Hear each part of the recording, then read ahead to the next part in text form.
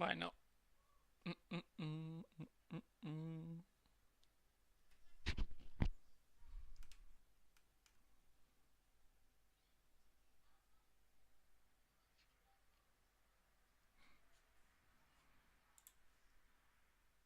Se escucha todo en orden.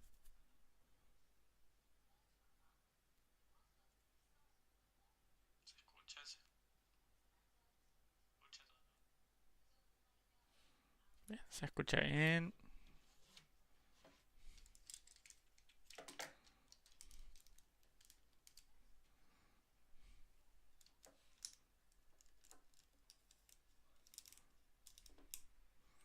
Se escucha bien. Bueno, venimos en racha, vamos a ver si le podemos seguir.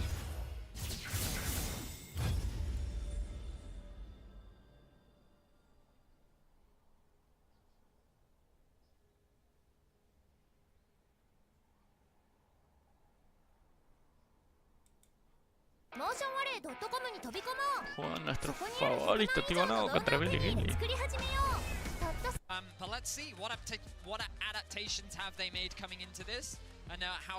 As you can see, they see it marked with a spear. The three-man invade coming out from BLG, crash down. Not going to find anything other than the red buff. Now they're backing away. Red buff still at about 1,000 HP. Owner taking some damage, gets ignited, has to continue falling back. Shun still trying to find a little bit of poke here. They engage. Oh, nicely catching Owner out, but now Shun's going to back away. Owner with a flash out, trying to stay alive, but now Elk is under pressure, down to 100 HP. They're nearly going to kill him. First blood back over to T1. The invade crashes and burns. Now Shun has to try to get away. The flash is already down. Can he escape the power of the Kench? He's been hit with the lick, the flash of the wall. How many licks to the center of a Nidalee Pop? It's only going to take one more. Shun Carrier grabs the second kill of the game for T1. And he ain't done yet. Gumayushi's coming in. Carrier's got a red buff. On is continuing to be slowed. T1 may have just won the game in 2.5 minutes. Ay. Oh, wow! On barely lives, but Carrier is a monster! Another knock-up coming out as Elk. He shouldn't die here, but he's nearly going to be killed. Goodness. BLG thought they were being clever, and T1 smacked him right in the mouth. We literally saw this matchup earlier, and once they get ahead, they become oppressive as all hell. Yeah, we might have to throw out this data. I don't know, with the way that level 1 went, this is gonna influence the stats. Oh, it is. My goodness. The idea is to delay invade and believe that you can win out on the 3 versus 3. But the engage from on whiffs. His W from the rail actually collides with the wall. And once they don't have that initial damage, then T1 can just use the range advantage. They also got a bit of sustain coming out from Gumayushi. The Guardian from the Tom Kench as well meant that in the extended fight, T1 came out ahead, and while Owner did lose his red buff, I think you can quite clearly say that this was worth it for T1. Yeah, definitely so. And Faker, I believe he's the one who came first, even with the Conqueror not going with the Halo Blades mid-Azir. So definitely all things pointing towards T1 here. Now let's see, as it settles down, as it calms down, you have to keep track of all the summoner spells that were blown in it. If you had a plan previously coming into the game of top lane and looking towards Renekton plays and flash stunning into spear combos, you have to think about bottom lane now with so many people blowing their flashes. Yeah. Lots of stuff down. Encima la nieve esa, ¿quién va a bajar? Nadie, culo. She has his flash on, just about to get that ignite back up and ready to go. So plenty of vulnerabilities down here. Shun able to secure the second crab. Bit of an engage. There comes the abyssal dive, but now the counterattack with the crash down. Uy, cómo arrastre está. Gumayushi gets away, and now another counterplay coming out from Owner, but Gary is killed instead. BLG are on the board. The game's not done yet, boys. Yeah, very smart. You have to pay attention to that bottom lane. They return to the scene of the crime, Vedius. That they do. They're looking for a dive. I think that with Owner and Gumayushi, Gumayushi's very squishy here. Gumayushi only 350 HP. Shun trying to tag him with the auto attack, slow him down first, but he misses the spear. Gumayushi can escape. Owner's back underneath the tier 1 turret. Remember, everybody's still only level 3, level 4. Owner jumps in, doesn't hit the knock-up, but now Faker's ready to clean these guys up. Level 5 Azir. There's some damage potential there, but Yagal's coming around behind him. Faker's gonna chase these guys out. They can disengage in time, but now Faker goes in after Yagal. He's got the higher DPS, so he'll try to use those soldiers a little bit. Man, what a crazy early game. Bien, así tienen que ser las partidas, culiado. I thought Yankos was the meme. Oh no, I mean, Yankos has much higher hit accuracy than some of the Cadril Qs in his history, but that's fine, that's fine. So we can see this initial play. The Q does go wide from Shun, and it's a good promising engage from T1, but the re-engage from On, the spear goes wide, but it doesn't matter. Gumayushi's forced to flash. And admittedly, he doesn't have a huge amount of damage this early on in the game. We talked about how Nidalee can just bully a Jarvan out of the early jungle, and that's because of how much stronger she is in those early skirmishes. And while that EQ can look lethal, Nidalee in the extended fight will come out on top. So it's 6 minutes into the game, and Shun also hasn't based, by the way, on this Nidalee. He's going to go for another clear. Raptors possibly into the crux as well for a big, big buy. Nunca mande partida. All right, no action again for now. Just a little bit of poking back and forth. This game has led us to believe that anything could happen at any point here in the first 6 minutes. It's so funny every time we get into matchups like this and we're like, the top lane. Zeus versus Bin. Everyone's super amped to watch those two compete, and then we have a look at top lane. Dead even in farm. The lane is neutral. It's the team fights where we'll really see their impact, whereas the bot lane is where the chaos is. Faker once again makes his way out onto the minimap, moving into that fog of war, creating that sense of pressure that Elk and On have to worry about. Jun has finally been able to base, has picked himself up a first key component. Ooh, nice Mega Gnar into the wall there from Zeus, just trading aggressively with Bin, hops back into him at the crunch. Bin still getting away. Wallop doesn't hit. No more follow-up there. Of course, just trying to put as much damage into him as he can, with Bin still having both the flash and the dominance. There's not really any true kill potential there. Yeah, also we just saw Owner go into the bottom side river to grab the crab and get that extra vision. So they know after the full clear from Shun, he's going to head back on down towards this bottom side. They saw him just grab that ward by mid lane. The mid laner's just been farming, so they're fine with all this, but they did get an alert, so both of them should know bottom side presence. Now, we've seen a lot of early action, but credit to Owner. Oh, hang on, bot lane play. Shattering strike, nicely done. Keria forced to flash out of that one just to escape, but now they're looking for an angle with Owner. On still trying to get away, back into the river. Shun and Elk falling back to their own tier 1. They disengage in time. So just a bit of testing the waters, you know, looking for an opportunity there. The flash being lost from Keria. But the gold advantage still sits in tier 1's favor. Shun once again looking for something.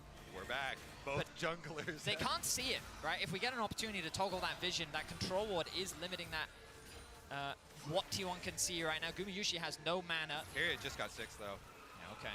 Yeah. They're not going to take that fight anymore, and they're going to disengage. Herald and Dragon both up on the map.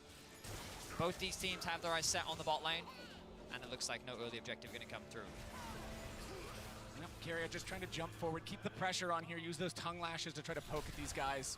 We talked back when we saw this matchup the first time in the earlier series today. The sustain from the Senna creates such an obnoxious lane state to have to deal with. It's so easy to just constantly try to take these trades. If you're the Tom Kench, go up, trade Tongue Lash with something else. Eat a Void Seeker for a Tongue Lash. Senna's going to heal it off. Gentlemen, how crazy, you know, you've already had your big upset today, but is it NA that's also innovated the bot lane meta? Have they found the answer to things like Xayah?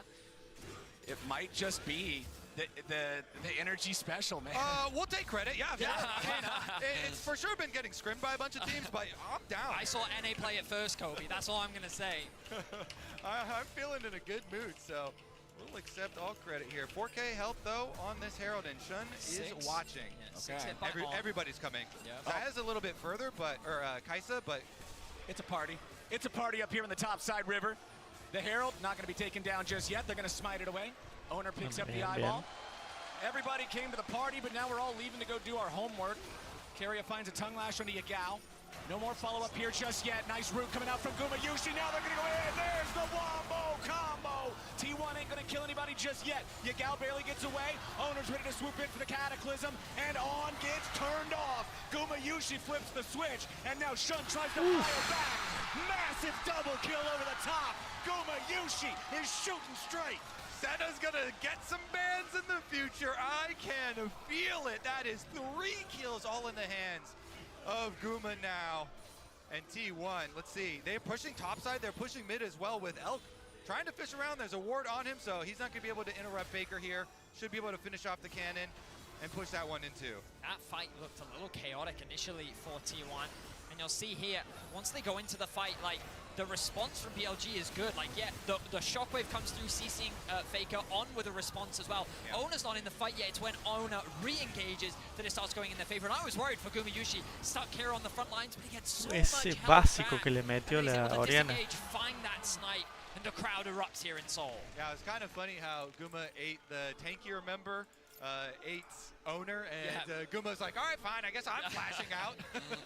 But Gary's like, you know what? I'll be next to you more in the future in the game, so I'll be able to protect your flash. Look at the gold here, picking up 3 kills in the bot lane, leading alongside Faker. They are identical right now. And he's only at 13 CS. The Senna doing wonders for T1. Yeah. Total damage. Zaya's topping those charts, but it's pretty easy to do when you're Gnar against the melee. Flashing forward, Mega Gnar into the wall, wall up, rock toss, one more hit will do it. Soleado, pa. Solo kills, bin.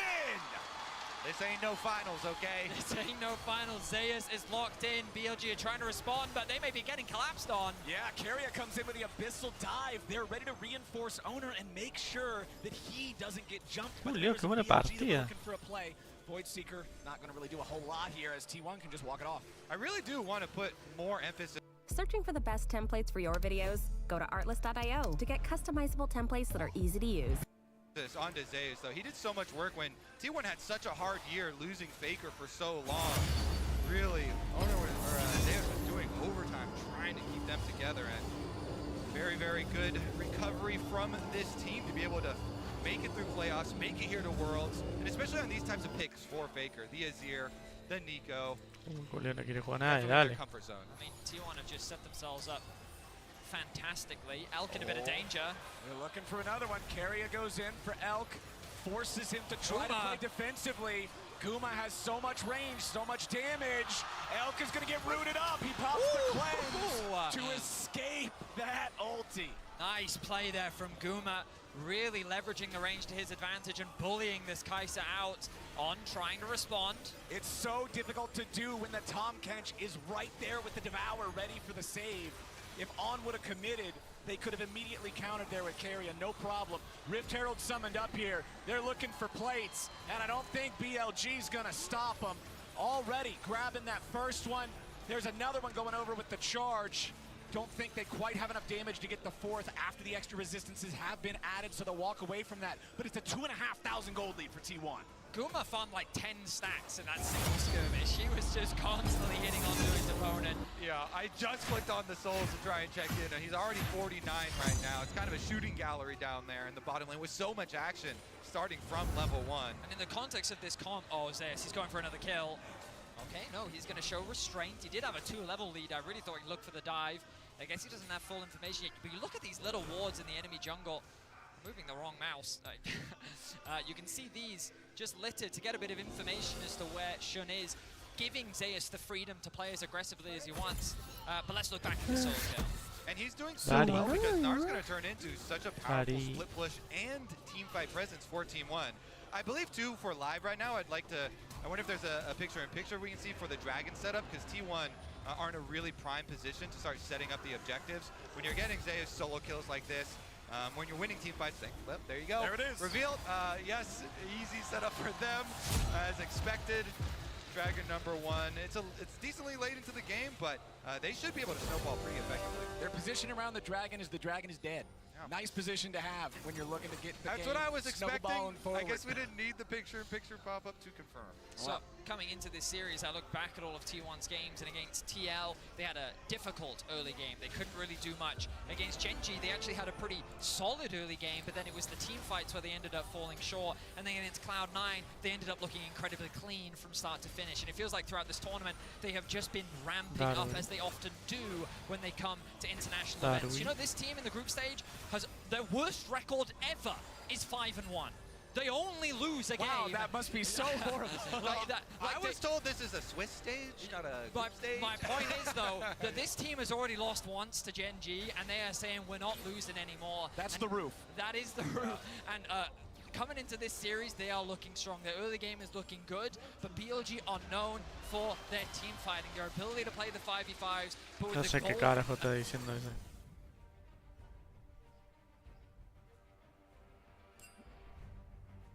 ¿Qué carajo tengo un panteón?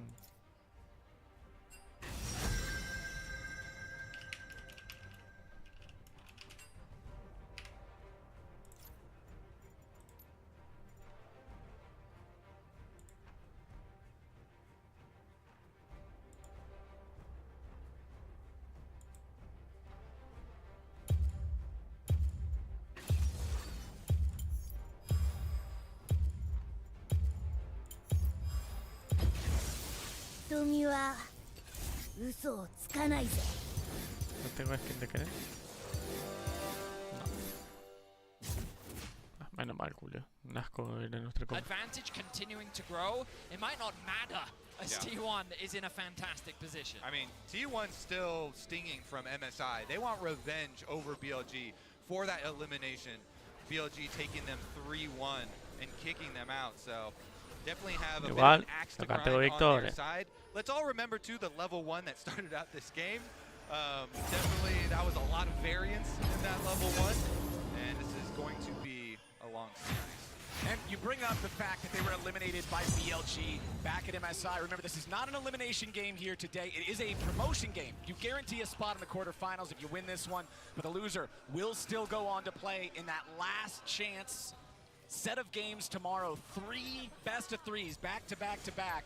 Show's going to be starting a little earlier, so make sure you tune in. 5 a.m. CET, 9 p.m. PST. But T1 now being challenged in this topside river as BLG move in to control the Rift Herald around the spawn of the second one. They don't want to lose out on more neutral objectives here. Faker has TP, but I like the look of that bottom push. They should just buy time for Faker. Push that wave all the way in. Yeah, just waste as much of BLG's time as they can. Keria and Gumayushi are so annoying to deal with right now. The Senna has so much range, and you pretty much got to throw enough at him to overcommit to him twice because of the save from the catch. Yeah, Sale del juego 3 noches seguidas. Constantly just walking up into your face, bullying you off. And it looks like that's going to be all that they need, with Bin going to answer that bottom wave. T1, they rotate Faker over to mid and collect another objective, simultaneously taking the Rift Herald and mid lane. Just beautiful stuff from T1 here in this first game in the best-of-3. Objective bounties are available soon. That lets you know the state of the early game here, just 17 minutes in, and we've already got ourselves what looks to be a 4,500 gold lead. I mean, I'm just looking at that comp as well, and from my perspective, this was like a very difficult game for T1 to lose. Like, they have such a massive range advantage. Senna is one of the best scaling champions in the game, period. And when you pair that up with an Azir, you know, we talked about earlier some examples of long-range champions, Caitlyn, Ezreal, 2 really strong long-range champs that work so well at playing front to back. Senna works in the exact same way, and her range is only going to get longer the longer that this game goes on. So I feel like BLG are going to have to find some miracle fight or a big throw from T1 to be able to turn this one around. Yeah, and when your Gnar is solo killing and has a ginormous lead over the Renekton, oh yeah, that is going to be a lot more useful. Yeah, like you have no options in the side lane. You feel like your team fight options are limited. The push, like you can't contest it.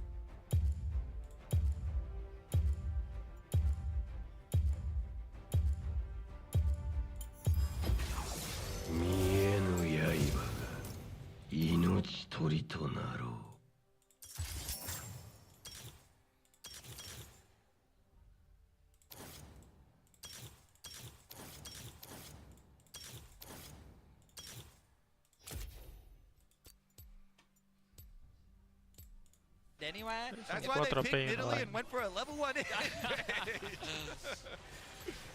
T1 are in a commanding position right now. They've caught bot, they've pushed that in. They've caught mid, they've pushed that in. You look at top as well, Faker having some cover from Owner.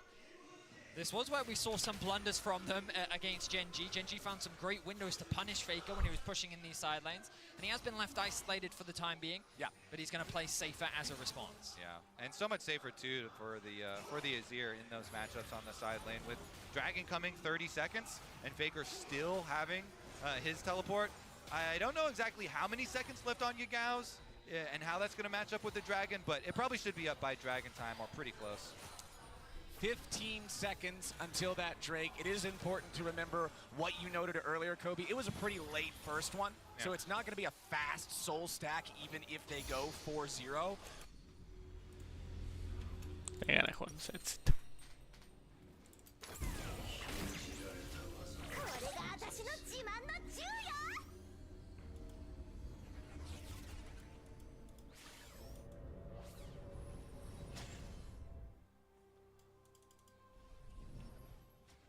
TP, TP, TP, Julio, para. サモナーズリフトへようこそ。待ってろ、なんだすぐ見てやる。ミニオン出撃まであと30秒。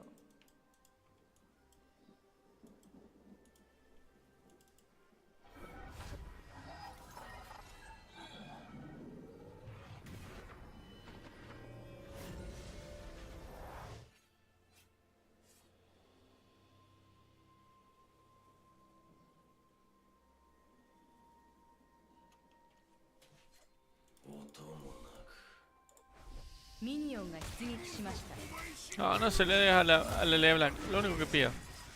Vamos. Se le diste el de tu línea.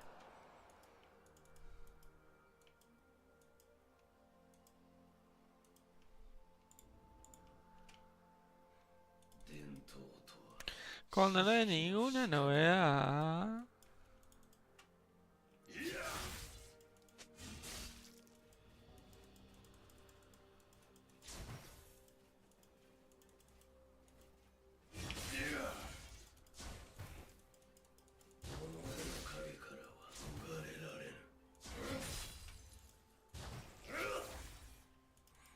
Se quita hacerle ya aquí la putita.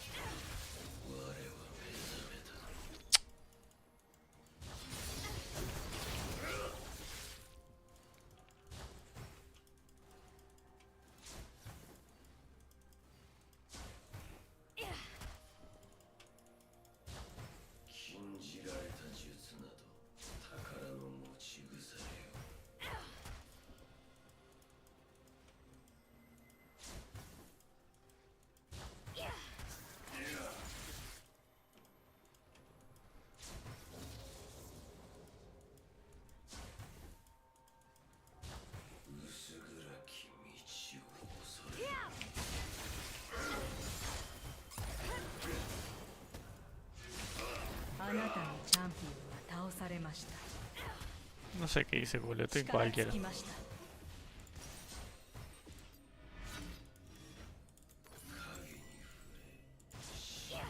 No sé qué dice la verdad.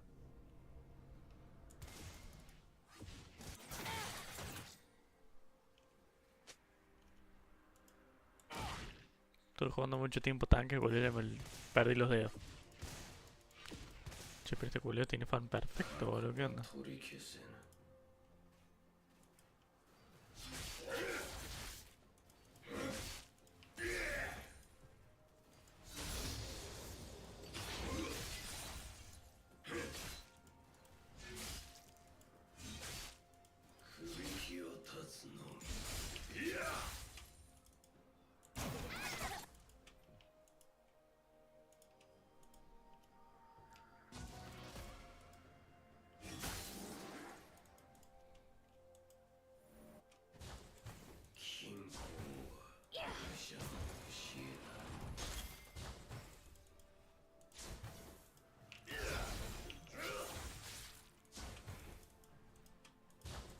Saca nivel. Uy, ya tiene las chaptas, boludo, eso sí está duro.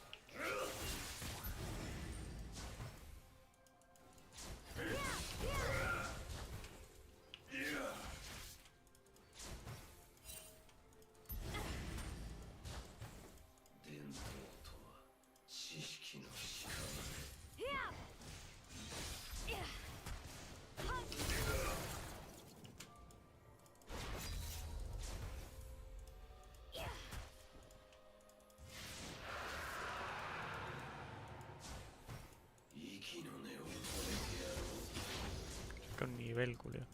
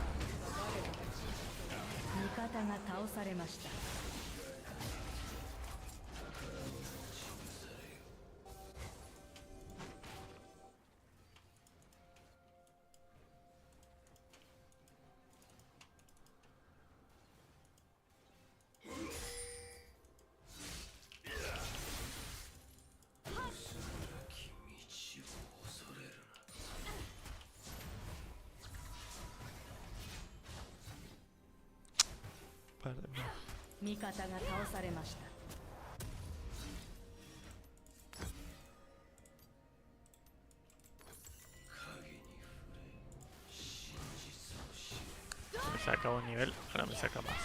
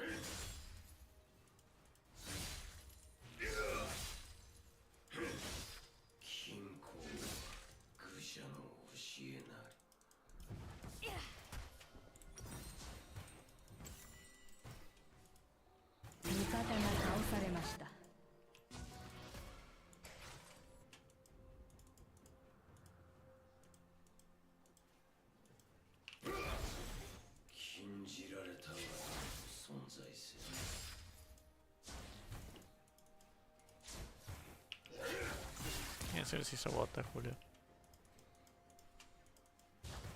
敵を倒しました。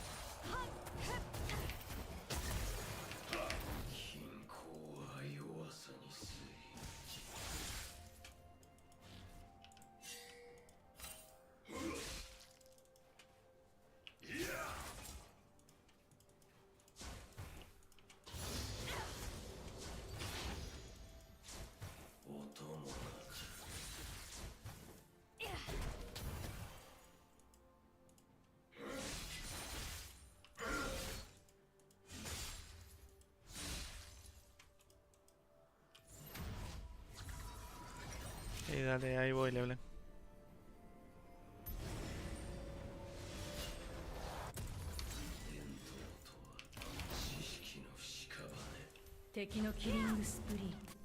Sí. Manda, está mata el huevo.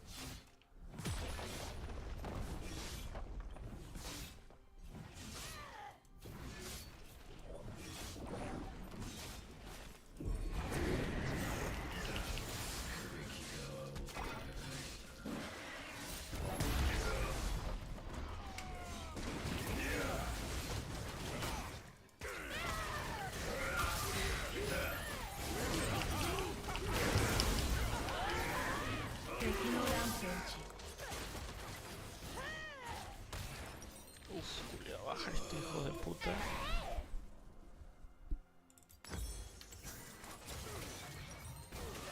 Va a estar complicado.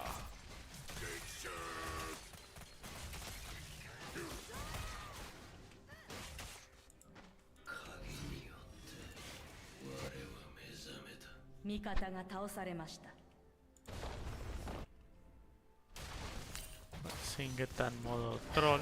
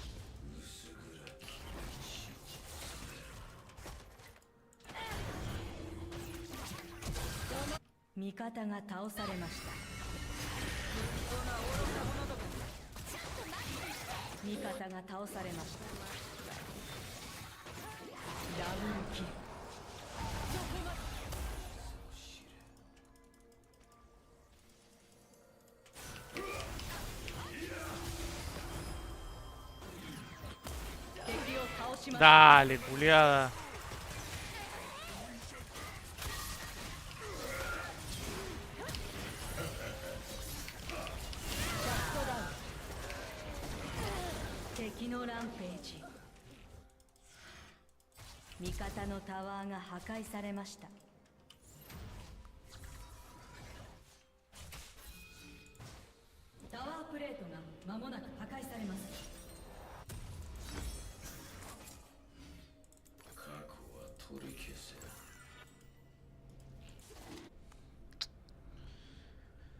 Ay, bueno, me quejo porque ayer yo conexión.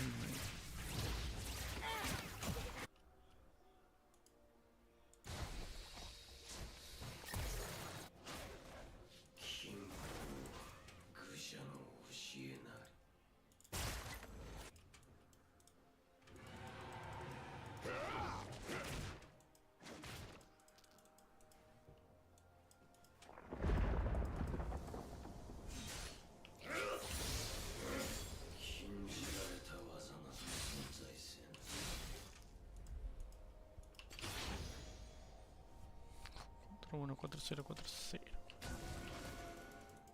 力 ¿Quién 尽 los き va ま a した bajar? No tengo ni idea.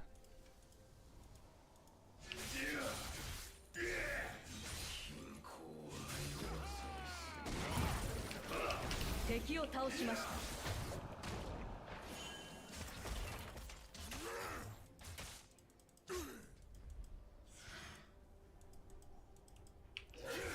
実は縫っておけ。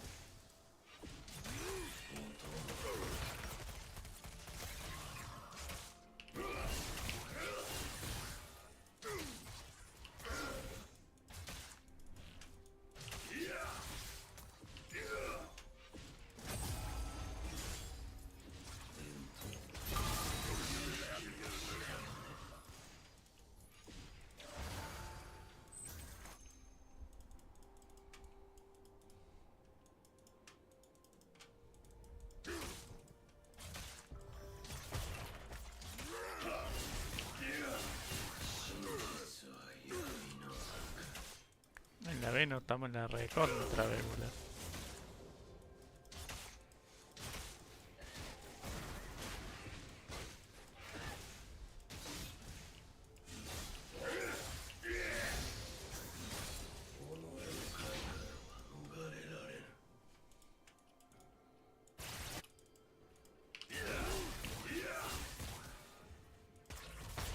敵のキリングスプリー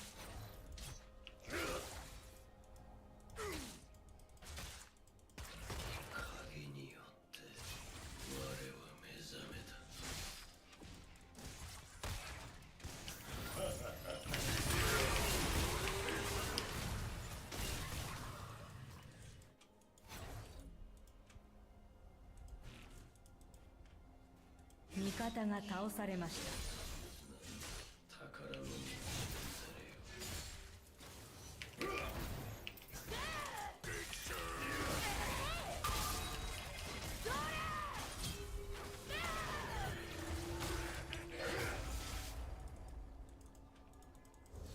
0-9, a ver cuánto llega el récord.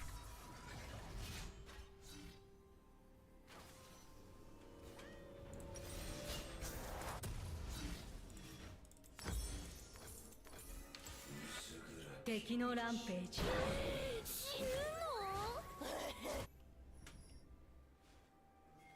Estaba en la B, Julia.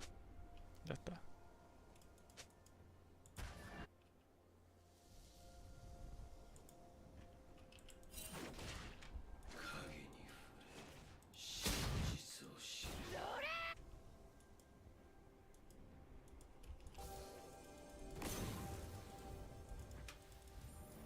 Mikata が倒されました。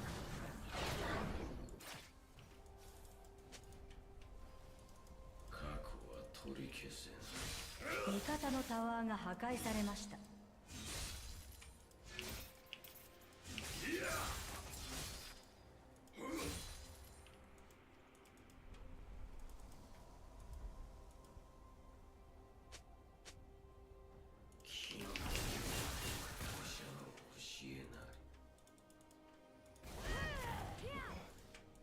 敵のアンストップ。 dale.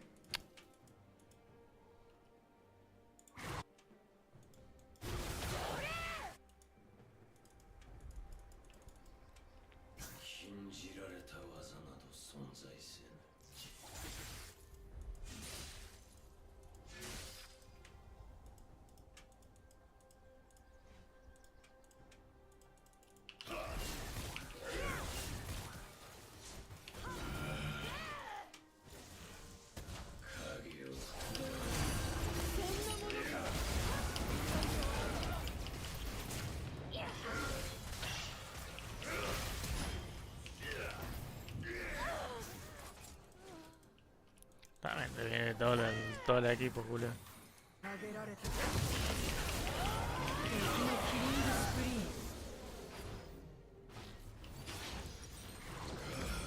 Uno me moría, no tengo ni idea. Lo bueno es que no tiene para tirar todo. Y sacamos un dragón, no sé que no van a estar el alma al toque. 味方のタワーが破壊されました。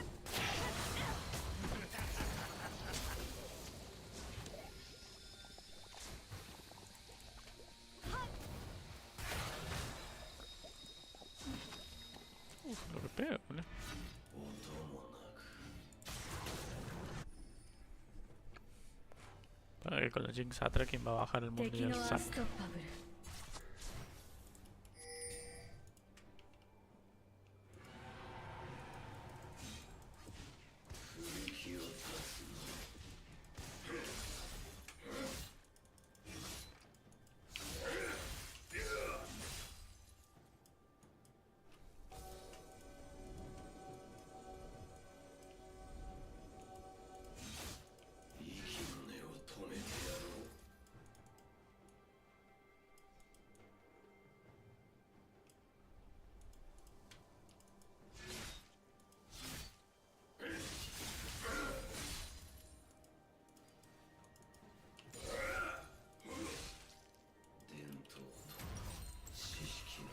En modo ítem.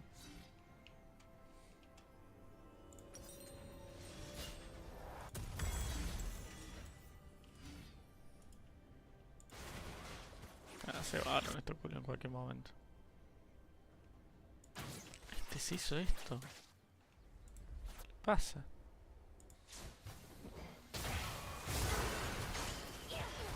Pero tírale la W así no te da llega a la comunidad de tu hermano.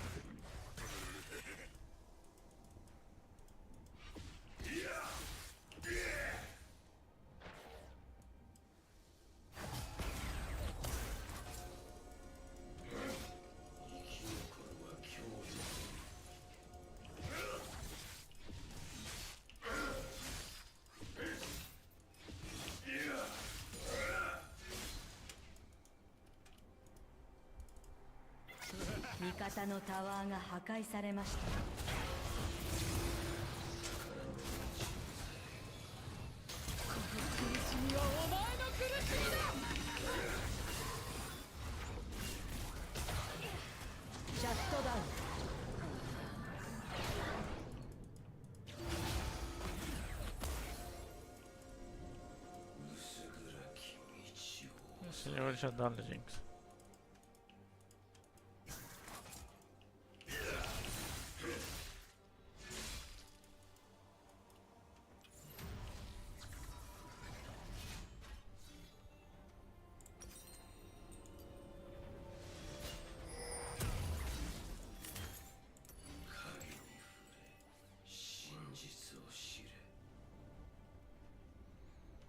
Ya me cagaré el indiano, la verdad. Va a ser otra de esas partidas de 45 minutos. Si es que llegamos a 45 minutos para perderle igual. Que tiene una vaina.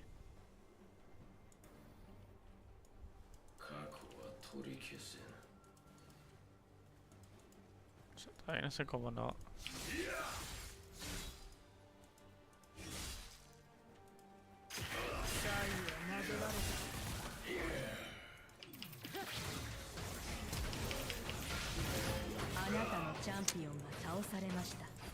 Me agarras sin ulti, culeado.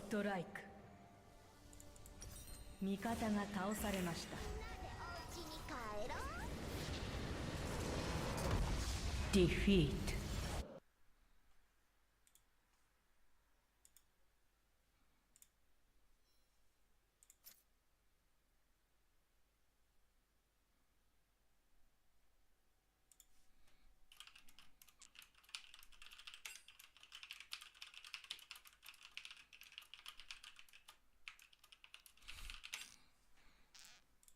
But you know that BLG doesn't want to allow him to just continue taking everything on the map for free. It is still a 5k gold advantage, though. It's so hard to take a fight in open ground, especially when T1 already have priority over this bot lane river real estate. Zeus is in position in the bottom lane. He's pushing up. Faker is back on the other end of the map, pushing up topside, but he's got his TP ready to go to join. Oh, he's joining. Yeah, he's ready. Here comes the fight. BLG feel like they need this. All right, keep your eyes on. That rel engage would need to be absolutely nasty to win a 5k deficit team fight. Instead, they're going to decide against it. BLG will walk off, having watched T1 take the Drake. I mean, BLG were kind of in our position, just acting as spectators on that dragon. Sí, el pedo, They man. didn't even try to cross-map anywhere. They didn't even try to do anything elsewhere on the map. They just wanted to try and find a fight, and T1 gave them no angles. Absolutely none. They were funneled into that choke point. BLG didn't even try to get push in bot and then access via the river that way, because I think they were so scared of Zeus with the pressure that he was generating. Like, all 3 towers are up. They have full control over the map. A 5k gold lead. BLG are running out of answers, and they're running out of answers quickly. Yeah, I feel like they got draft gapped, they got level 1 gapped, they got top gapped, they got bottom gapped. There's gaps everywhere, man. Yes, so many gaps. So many. I don't know if there's a word for that, a collection of gaps. The whole game is a valley right now. We have found our way into quite a gorge here, gentlemen. A great word, an excellent word. Yeah, I one of mean, the ones you don't get to hear too often. at this point, T1 can start playing around the Baron. They don't have the fastest Baron. I mean, of course, with the Zia, it's never going to be the slowest. But I guess right now they're looking to play for that tier 1 in the top side of the map. They want to try and move their vision, get control over mid, and then start threatening that tower. But BLG are pretty committed to defending it. They do, of course, still have Zeus' TP. They could look for a play with that. But here we are. They're looking to chip away at this tier 1.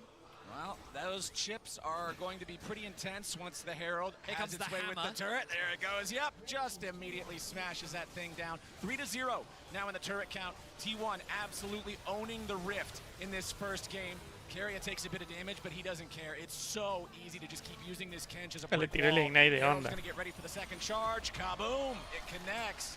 And because they were able to move so far forward up in the jungle, mirroring that same progression in the top lane with the Herald, they pushed their opponents all the way back, took control of the enemy jungle, exfiltrated safely. But it's not even just that. Look at the bot lane as well. Zeus keeping this pressure up, controls the bot side jungle too, has that control ward. There is that single ward for a potential TP flank, but that isn't an option for Yagao right now. And T1, they controlled the top side, they control the bot side, they're replenishing their wards, they're spending their money. 2 items now finished for Faker. A second in the works for Gumayushi. And everything looking up for T1 here in the game 1 of this series. It's just so incredibly hard for BLG to find a time to fight because you're down on these item power spikes, but also it doesn't get better for you if you wait. But there's a pick! Zeus getting jumped on. They're throwing the kitchen sink at him. Casi Beautiful ahí. shutdown from BLG. That's the wrong side of Summoner's Rift, buddy. Little Mininar wandering into the dark forest here. That's the time to go for it for BLG. But really, what can they get with that pick? I mean, it's so difficult even Igual, with getting ¿qué a hace first Seba ahí? advantage because your side lanes are both constantly pushed in by T1, so they don't really have objectives to go for, and they're even under attack as T1 continue to push in 4v5. Shun's health just brought down to half after Gumayushi laid his sights on him. 4 members actually putting pressure on BLG. Faker with the damage. Yep, Faker now disengaging alongside Owner. They don't want to end up getting caught in too lopsided of a fight before their allies can move over and reach them. They do crash the wave into the mid lane tier 2. None of those tier 2 turrets yet demolished. Remember that top lane tier 2 was the one that took the damage from the Herald, so it's still pretty low. Backing away now is on with the Owner? Hex Flash, finds Whoa, Owner, that could've- forces out the flash from the Jarvan. That's a big summoner spell. That could have been lethal. If he had died there, that's a Baron start for BLG. And even though they find themselves behind, it's worth the risk, especially when you're not playing against a Smite's Owner. Needs to be careful, but he will get away with his life for now. T1 continue to play the patient game. We're going to look back at this pick from Zeus. You just have to look at the minimap. He's overextended. He shouldn't have been there. The rest of his team were nowhere near. There's nothing Sí, that le they can do dieron to el punish shutdown. elsewhere on the map. Acá lista, And, culiado. La cago just a fuerte mistake ahí. from Zeus. Even the best make them sometimes, but T1 is still enjoying an incredibly favored game state. You can see the goal difference over time presented by AWS, just showing how it's been this up and to the right movement in that blue line for T1 ever since the very beginning of what you mentioned earlier, Kobe, kind of an aberration of a level 1. Yeah, and the only reason we're not going to see T1 go turbo mode and continue to push is because they also have the luxury, you know, of this late game. So there's no reason for them to risk anything versus BLG, who have been able to work miracles out of other teams rushing fights towards them. So they'll continue on stacking those dragons, even though it is a little bit of a delayed pace. Maybe we see the point where Zeus' priority on his split push on the side lane, bottom lane, does result in a setup for the Baron, but I think only in a very secure setup would T1 actually go for that. T1 have pretty good turn off of the Baron, so after collecting Dragon, they might try and turn their resources towards that, do a 4-1 split push, and whoa, never mind.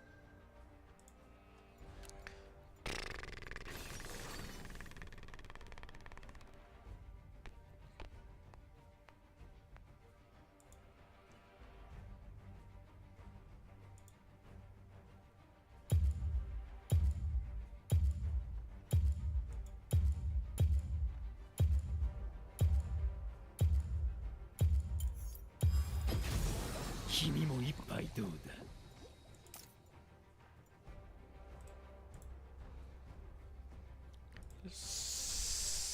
Singue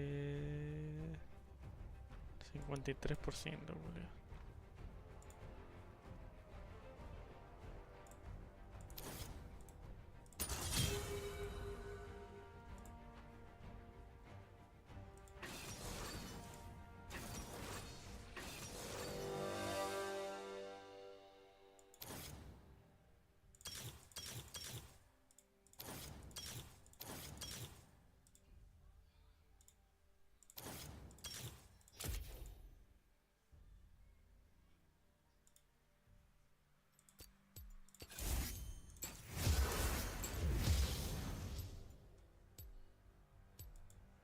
Fine, BLG fight now. Shun just goes over the wall, and I'm pretty sure he doesn't want to be there anymore. Flash back away just to escape from Zeus' Gnar. It's sole point at 24 minutes for T1. I mean, I'm getting a little frustrated with BLG because, like, they should just be trying to cross map. They should just be using multiple members Yo siempre topside que siguen to at the yendo very dragón least si get no some van a hacer el bounty dragón. gold back. Because ¿Cómo que salgo sobre esto?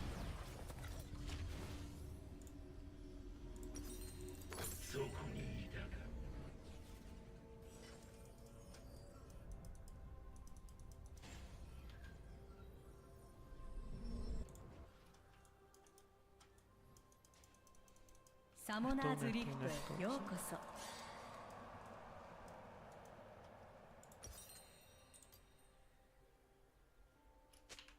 ミニオン出撃まであと30秒。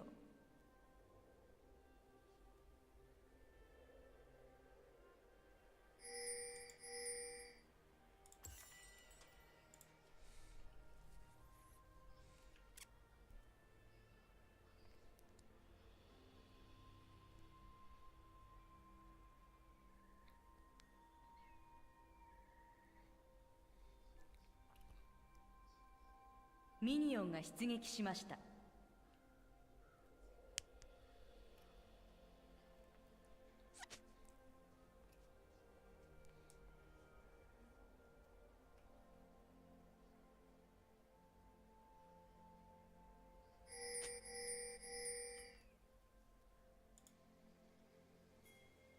混ぜて混ぜてかき混ぜる。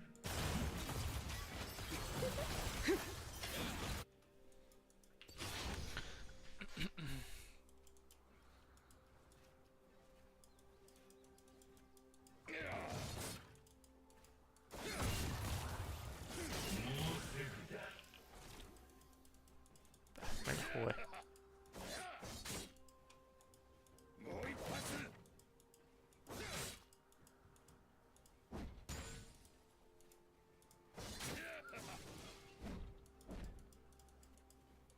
混ぜて混ぜてかき混ぜる。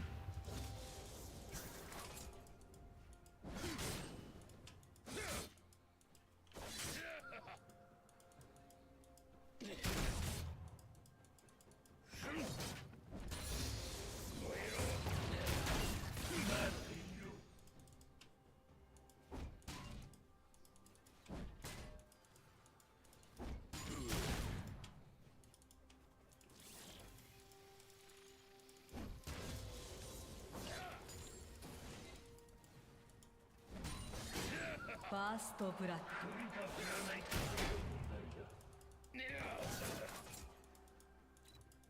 味方が倒されました。敵を倒しました。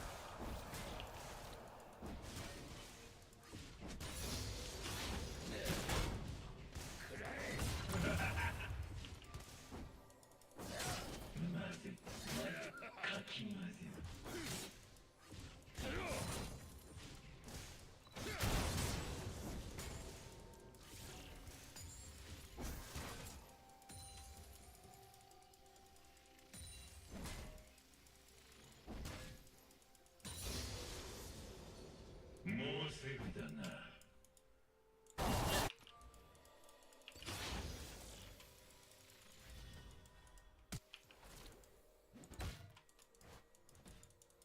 敵を倒しました。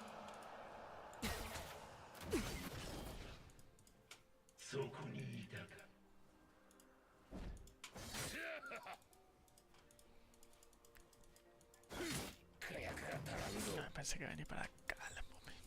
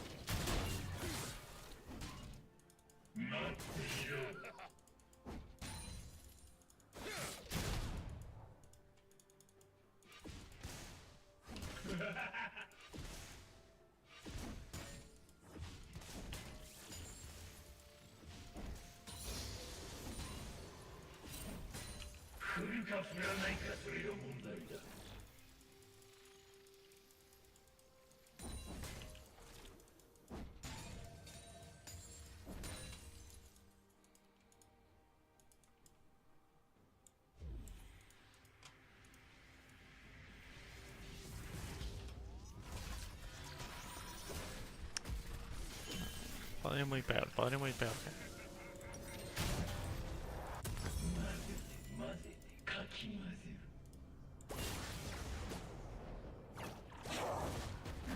No, no, no, los minions.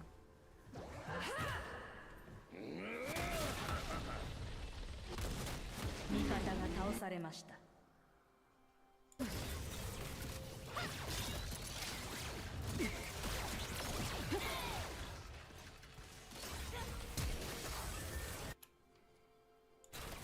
敵を倒しました。 Guaiteado, padre.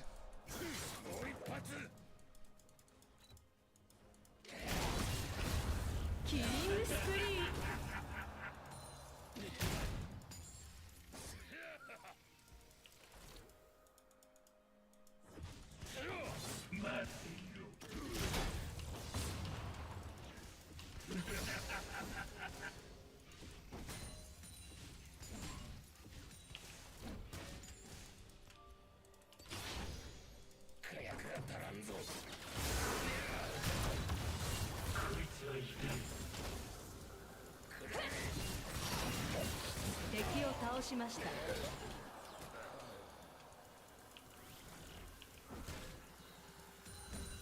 Jeje. Es muy fácil que era un single, boludo.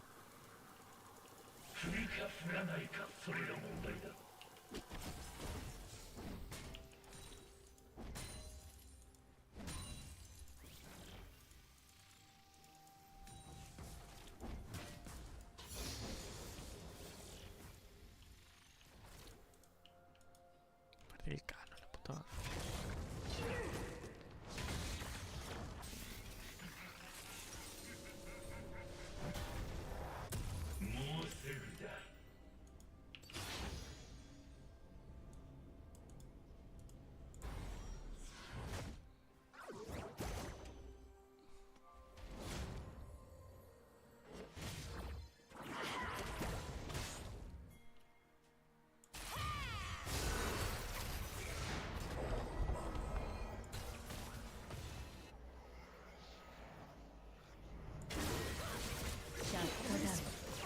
¿Qué pasó ahí? 味方が倒されました。ダブルキル。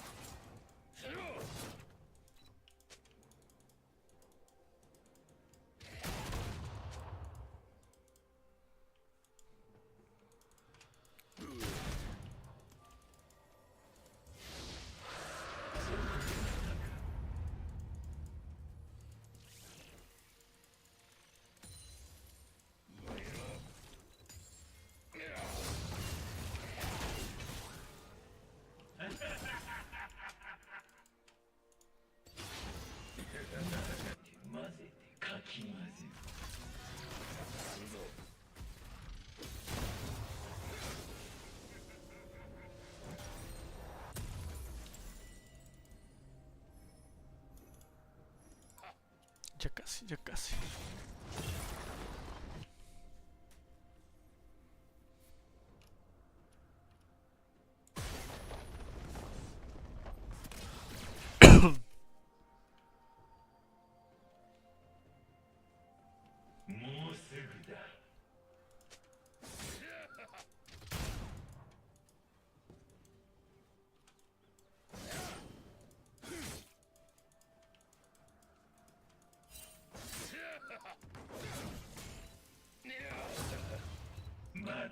¿Hasta dónde querés el rango, culiao?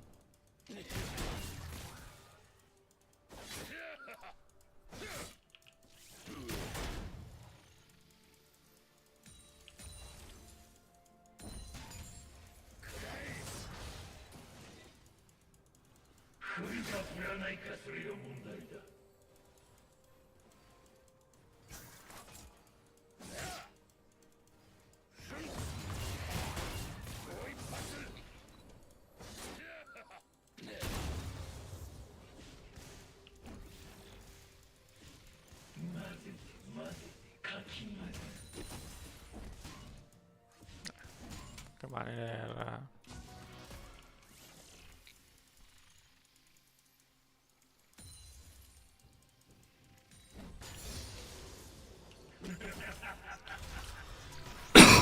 Uy, ¿por qué empezó a picar la garganta, culo?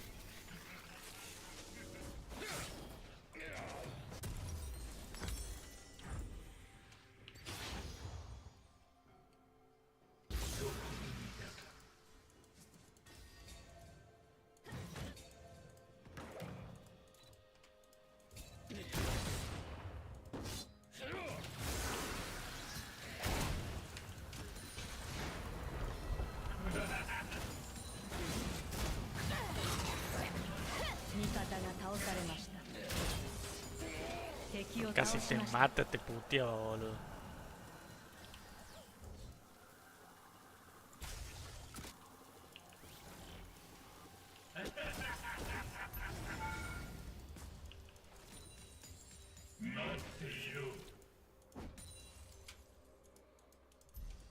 Sacamos una plaquita antes de que se vaya.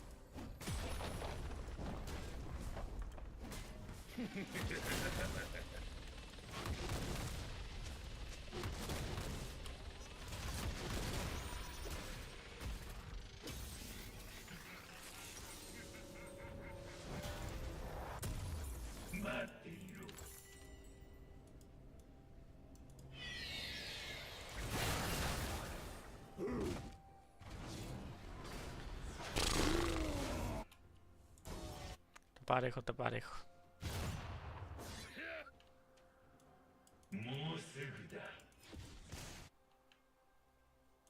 Te culian de la pasiva y primer golpe.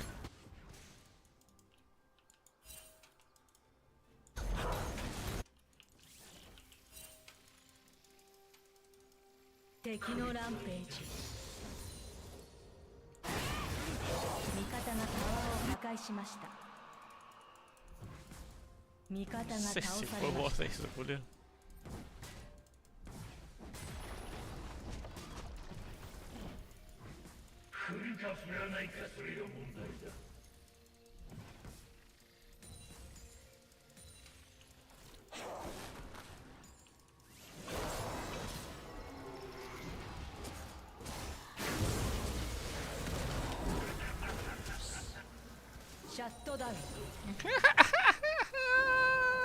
Pete.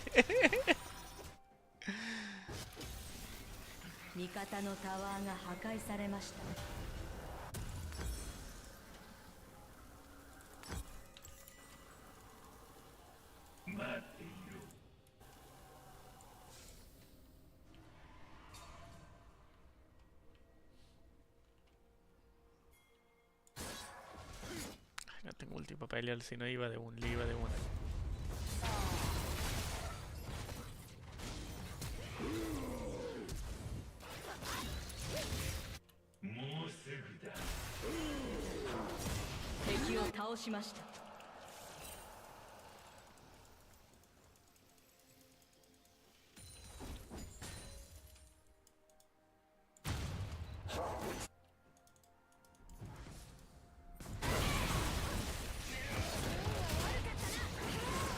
¿Qué hace la vaina todo 味 esto? 方が倒されました。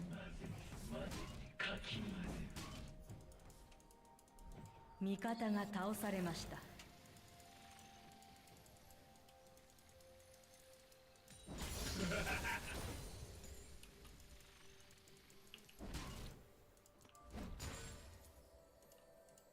振るか振らないかそれが問題だ。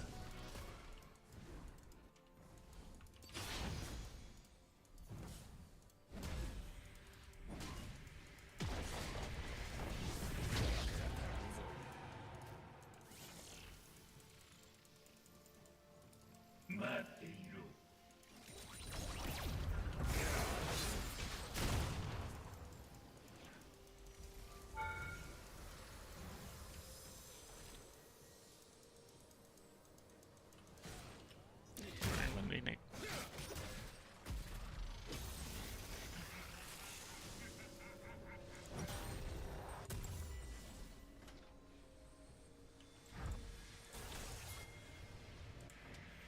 そこに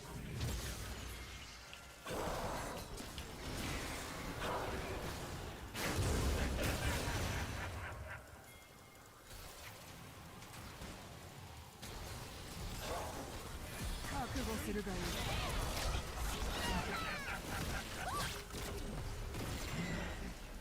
敵を倒しました。ダブルキル。味方が倒されました。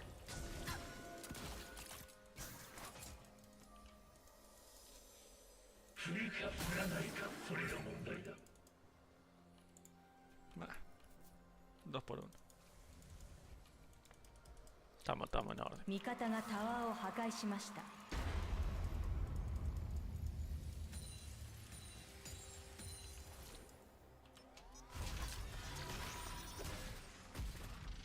振るか振らないかそれが問題だ。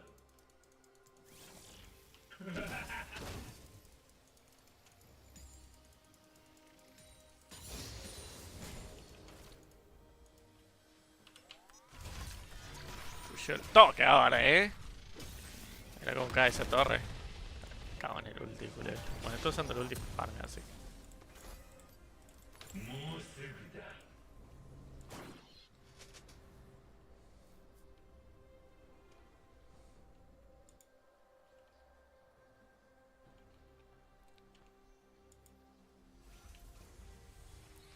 Tiendo dragones. そこにいたか。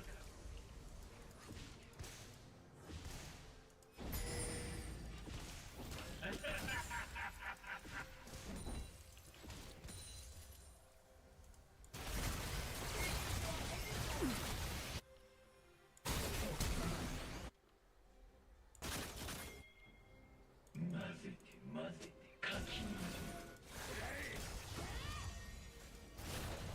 味方のタワーが破壊されました。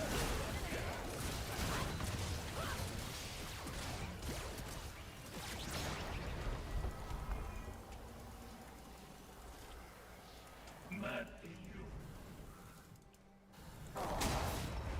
味方が倒されました。 ¿Qué hace mi equipo? Ah, no se murió la...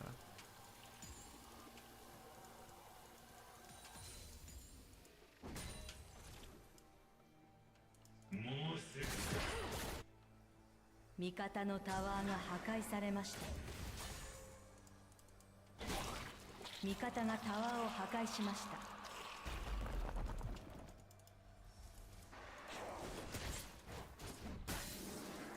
振るか振らないかそれが問題だ。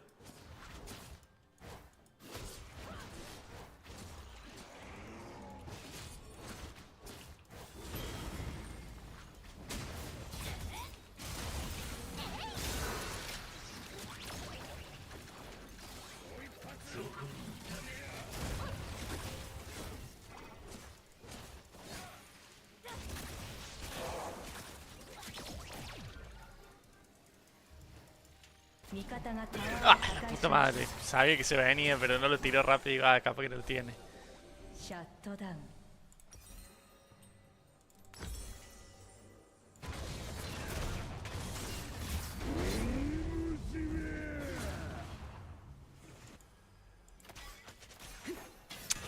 se le llevó la Jinx.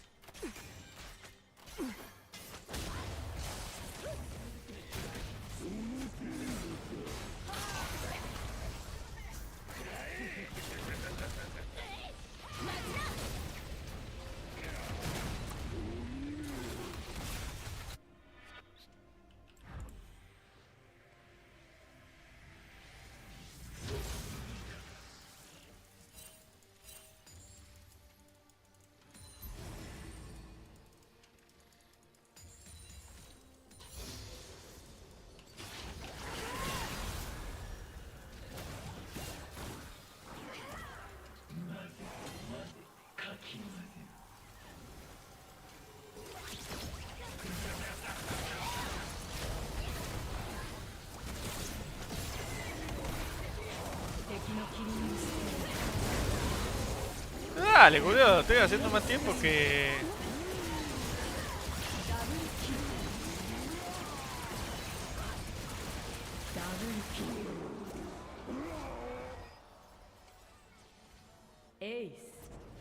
Boludo, se cae de pedazo mi equipo. 敵を倒しました。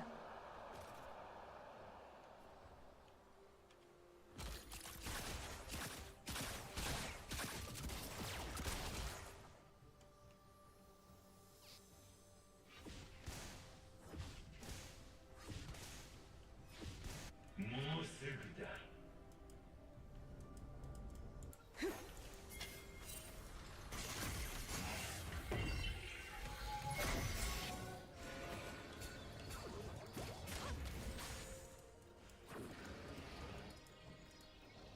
降るか降らないかそれが問題だ。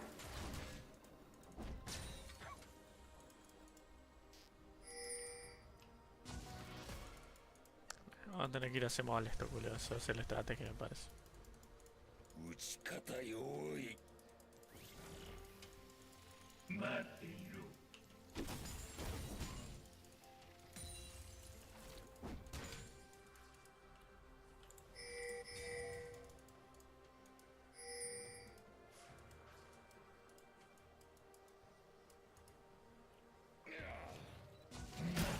混ぜてかき混ぜる。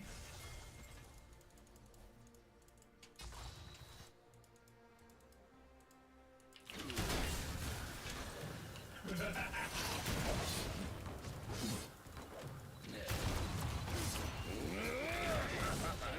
ャットダウン。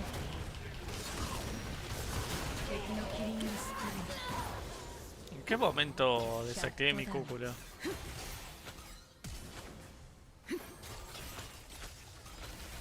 No sé en qué momento desactivé mi Q. La puta que me parió, lo mata. Digo, ¿por qué no le baja la vida? Imbécil que soy.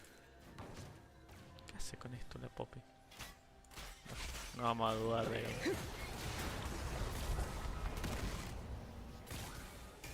味方が倒されました。ダブルキル。味方が倒されました。 O capaz que sí vamos a dudar de...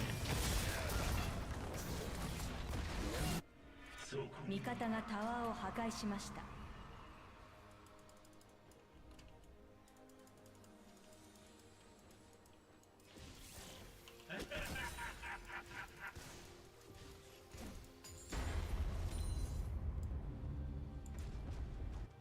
降るか降らないかそれが問題だ。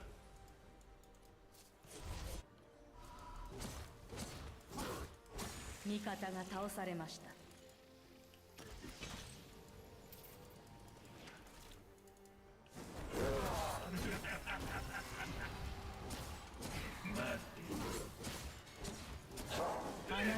Che, pero este culo no lo veo o qué onda? 狩りを始める。敵のキリングスプリー。 Bueno, no sé quién es más pelotudo, yo o la vaina. 味方が Hola, 倒さ Poppy. れました。 Dale, vamos de uno. El que sigue. ¿Alguien más quiere ir a morir?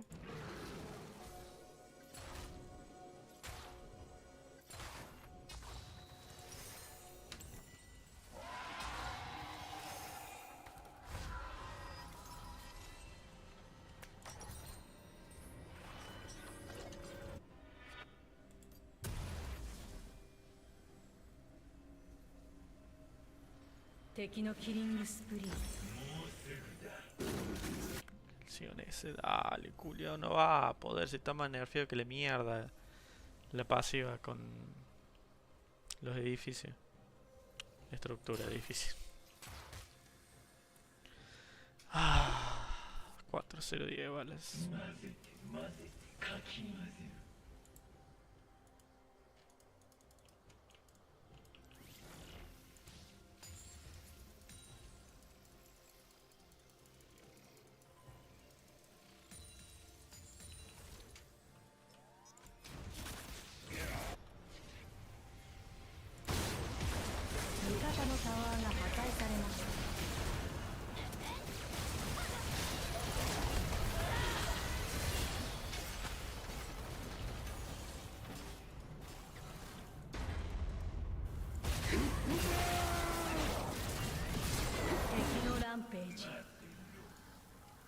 敵のランページ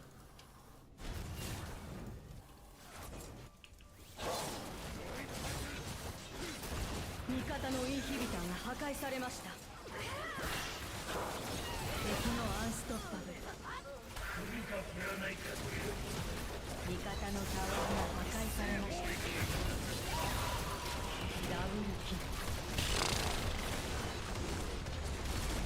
Bueno, se acabó la fiesta de ganar en top. Vamos a volver a mid.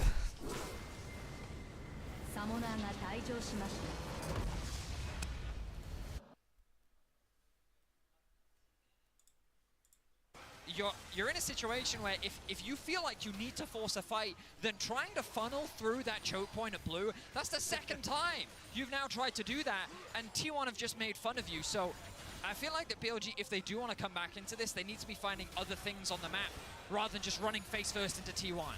Well, they're running into him again here as they try to find something. To owner Gumayushi, not going to get anything back. And as Gumayushi just keeps farming all these souls, building that range like you were talking about earlier, Vedius, every single one of these attempted steps up is going to become more and more punishing as you take more and more Senna shots in trade. Bin going in, looking for Zeus. Meganar back onto both targets. Elk tried to swoop in there, catch him off guard with a killer instinct, and Zeus just walked away from it. They opened a window mid. All right, they're going to be able to push at least half of it. BLG, this is the moment. All right, TP coming in. They want to try to stop this, find a punish. Knock up on two coming out from owner. Gumayushi looking to disengage back up towards the top side of the jungle. TP coming in now. T1 regrouping. Low health bars on BLG. Zeus is taking towers right now. Zeus did not join. T1 said, we're fine without you, buddy. All right, Bin is low. Still lots of free firing damage coming out from Gumayushi. Remember, there is no ulti available for Alcon. Goes in, finding a magnet storm onto 3, but he ain't gonna find any kills just yet. On is gonna die first. They take out the jungler second. Bin ain't gonna get it. Shun is down. T1, run them over. The range is lethal from T1. 4 versus 5. BLG just can't even get close to T1. And when they finally do, Carrier devours his mid laner and brings him back into the fight to wreak havoc. Carrier, he's not done. Oh no, he even stops Bin's recall. If he gets this croc here, there it is. Abyssal dive takes him out. And critically, this means his respawn is now desynced from the rest of the team. The lick hit confirm on the W. Tom Kench claims another. Let's take a look, because look at the mini-map during this replay. Honestly, while T1 are taking care of business, really good Cataclysm into EQ out there from owner, the Gnar is just taking towers on bottom side, and then they make the call with this ward here. Teleport in, they go for the turn. T1, they turn it around. Red buff is picked up, Carrier goes in. The shockwave doesn't do much damage at all. It's just a massacre. Bin's not even really in the fight either. They didn't have ultimate for him or for Kaiser because of the play they tried to make in the bot lane. And Carrier is able to find this.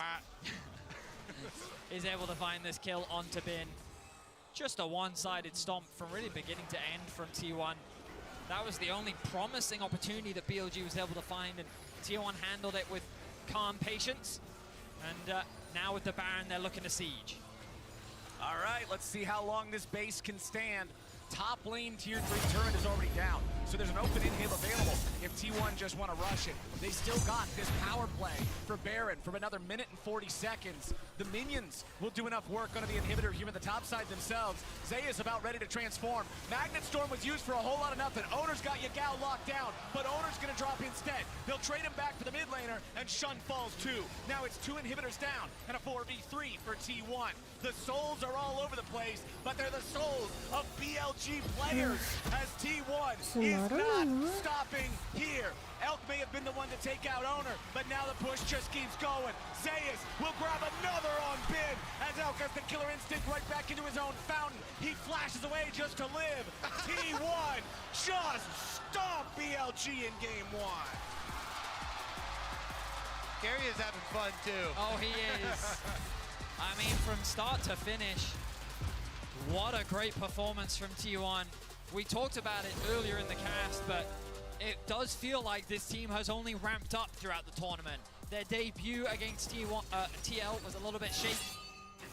学生の皆様へ、Adobe クリエイティブクラウドが今なら学生 1, 2, they're at 3 wins. They're looking to make it 4 and qualify for the quarterfinals. We're straight into draft. Azir Renata taken away from the side of BLG with Rakan and Maokai on the side of T1. I do wonder if this Senna will actually be looked to ban away or if the Xayah will still make its way through the draft. I wonder how different things are going to look with T1 on the red side, too, compared to what we saw in the previous game. How is that going to switch things up? What is BLG going to have? The Rumble banned away as the final one here in the first half, so the Senna's still around. Yeah, Senna's still available. I do like some of the changes that have occurred here with BLG on the blue side, though, in trying to attack T1. They take a... As Zeus just... In a minute from these bot laners. But yeah, I wanted to go back and talk about this mid matchup a little bit more. Because, Jinx timeout. the idea behind Syndra into Orianna is that you have a range advantage, right? The Q means that you can often out...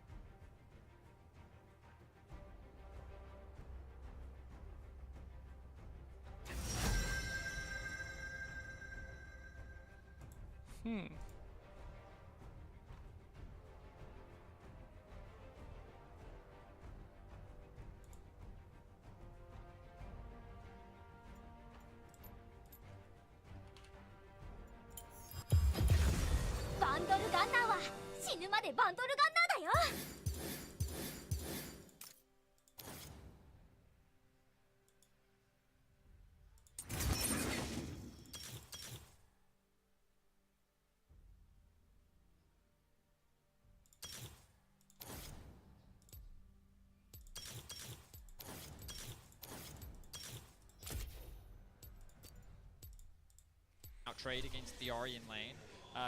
The thing about Ahri though is that early laning phase you can already see she's starting to get this push off, and when it comes to early skirmishes, Syndra is very terrifying because of her ability to set up for the gank, right? The QE, you can already get it at level 2, with a Vi coming in as well, easily able to force a flash out from someone like an Orianna, and a Jarvan in this matchup won't be able to match that same trading power in the mid lane too.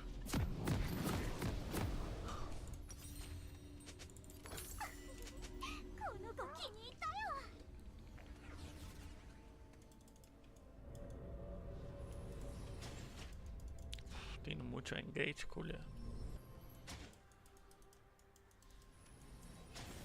サモナーズリフトへようこそ。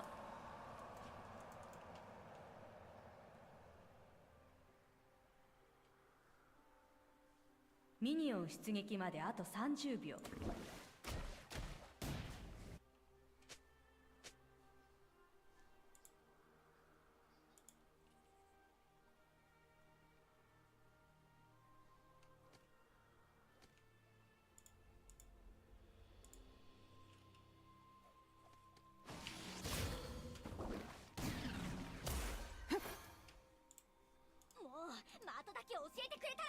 ミニオンが出撃しました。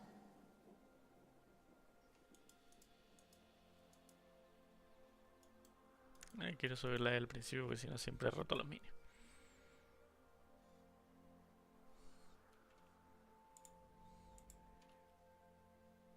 ちょっと寄り道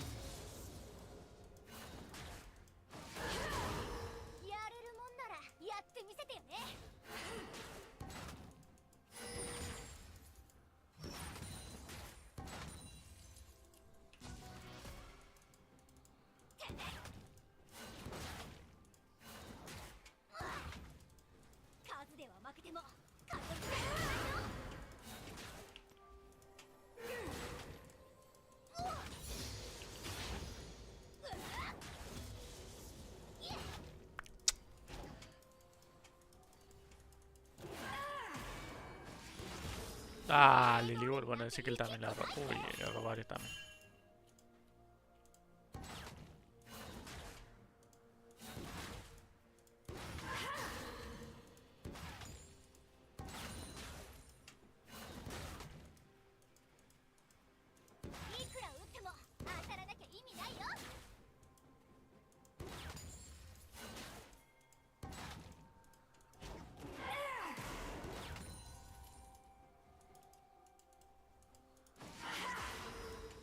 ファーストブラッド。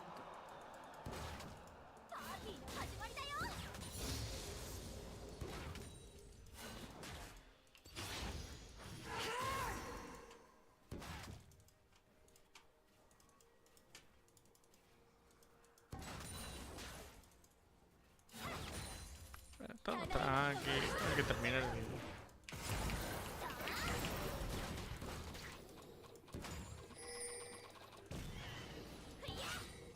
Sí, sí, lo vi, lo vi.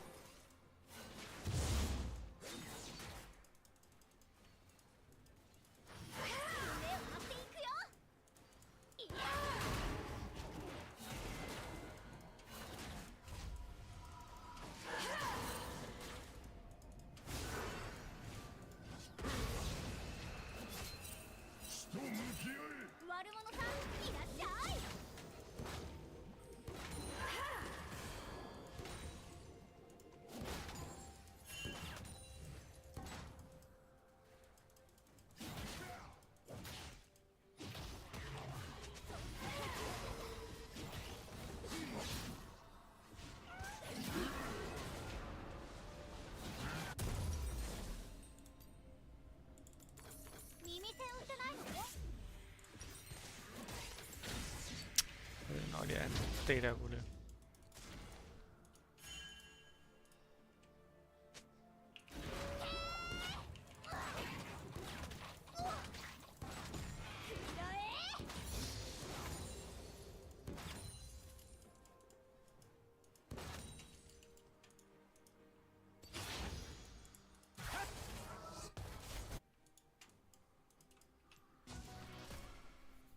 ¿Qué es el TP?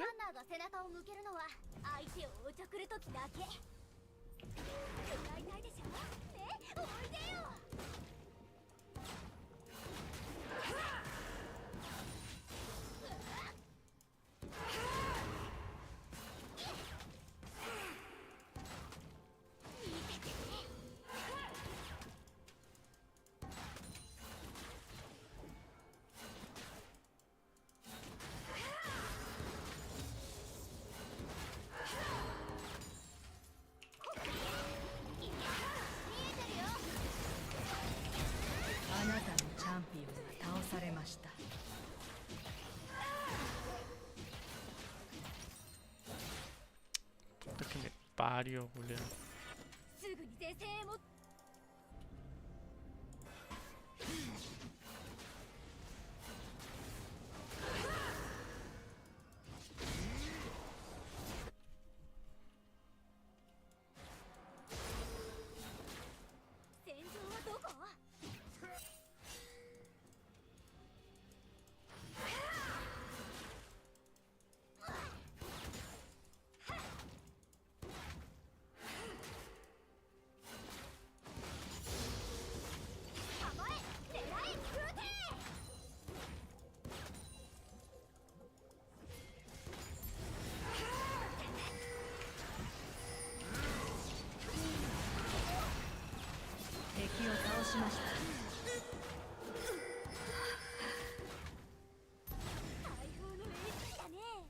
敵を倒しました。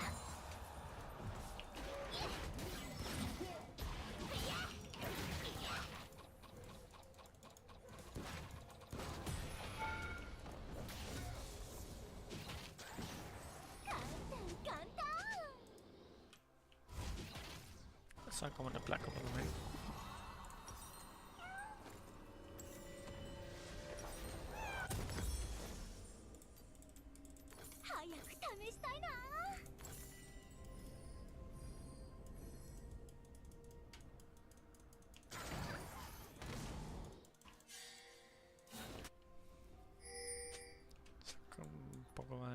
está ahí.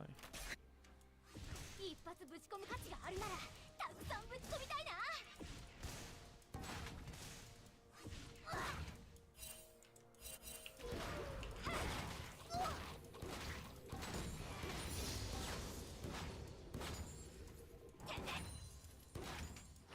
花火みたいでしょ。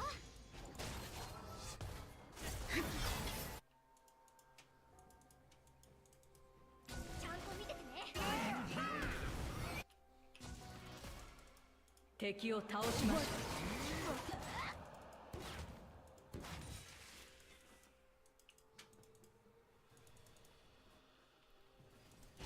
Qué bien. 覚悟があるならね。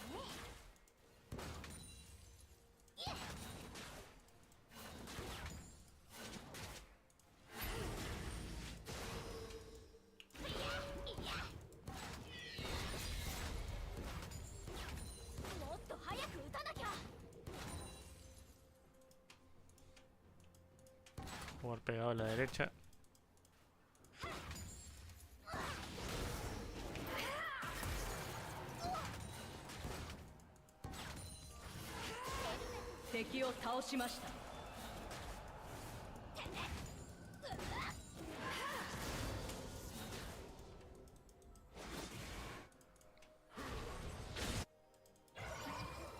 Gracias. Pues qué buena gente. 黙って的だけ刺して。 Te quedan Valorant.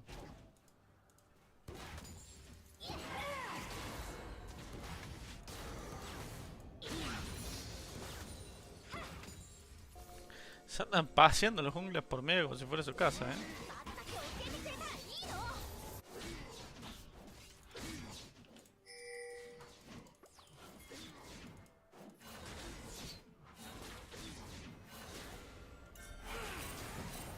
Uy. Uy. Hemos sido baiteados, gente. あなたのチャンピオンが倒されました。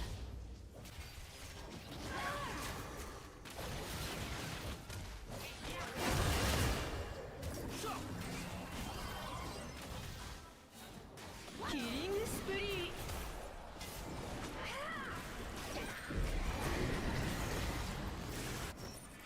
シャットダウン。 つけられる？ すべてがお間違いない。味方が倒されました。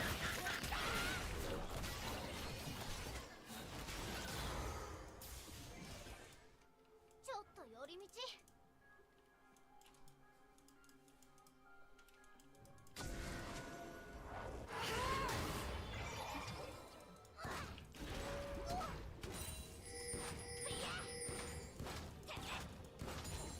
僕にやらせて。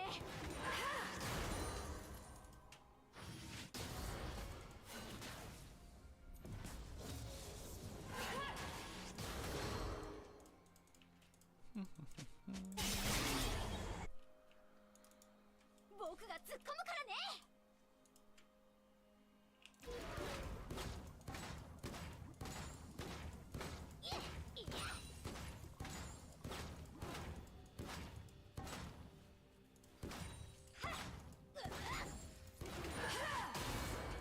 やれるもんならやってみせてよね。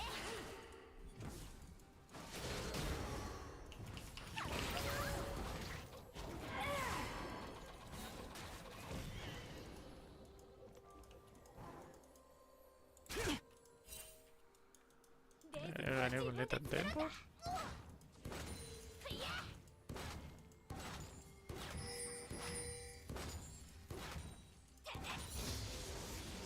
味方が倒されました。敵を倒しました。ダブルキル。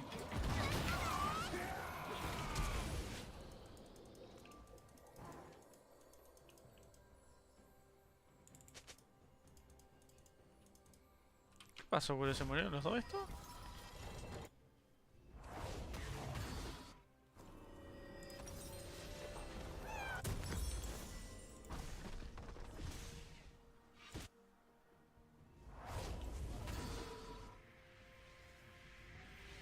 命令通りになんていいきっこないって。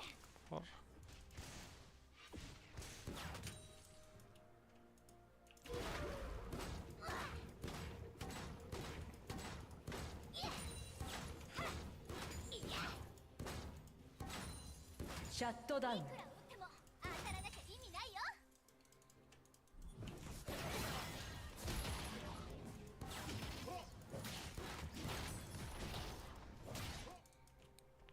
Saqué 2 placas dentro de lo malo.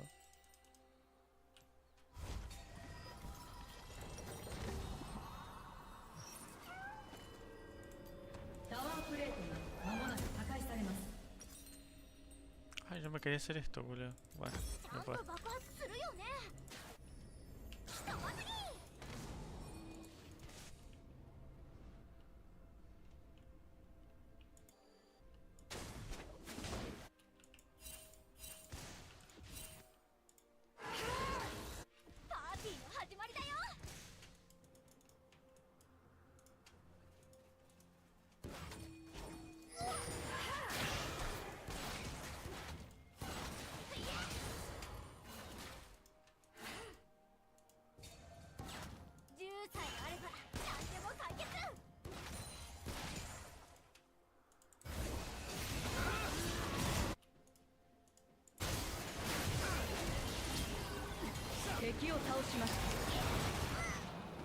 ¿Esta culia de dónde salió?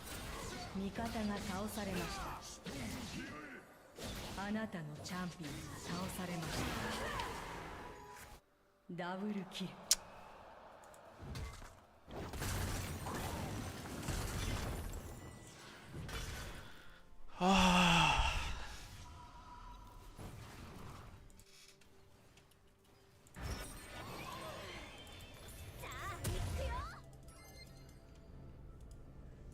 Empezando a sacar culo estas partidas de mierda.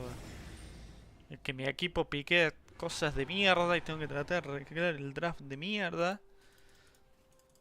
Tengo que empezar a chupar un huevo eso y jugar lo que tengo ganas, boludo.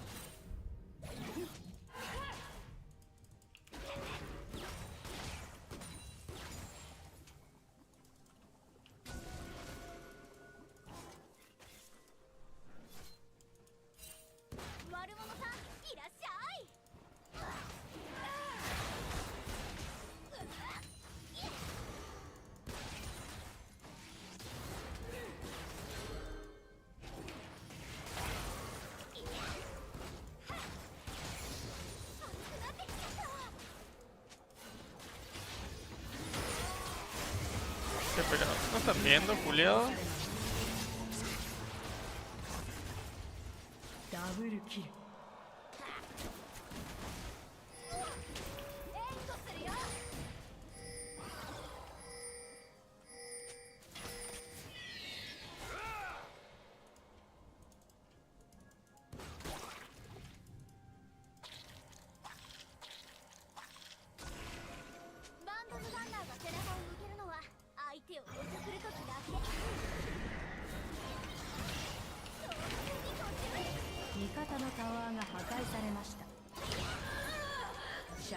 Chupala la concha de tu hermana.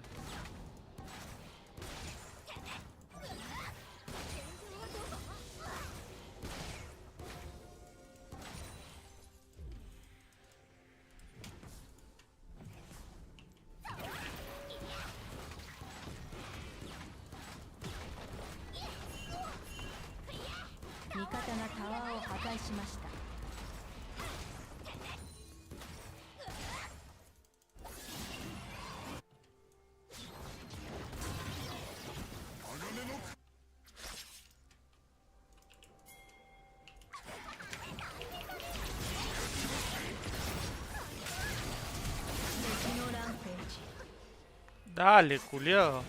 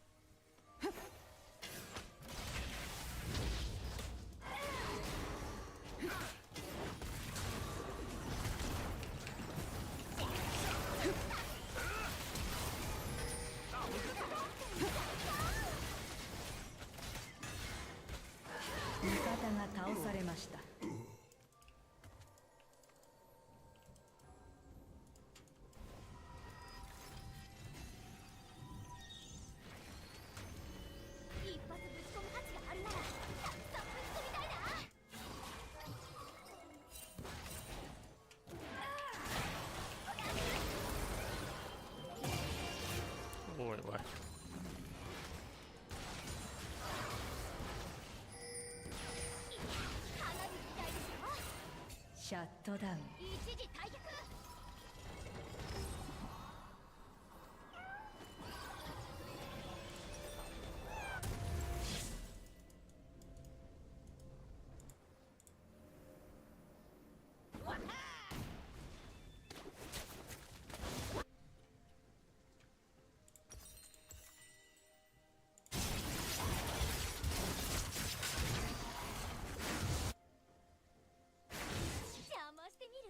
覚悟があるならね。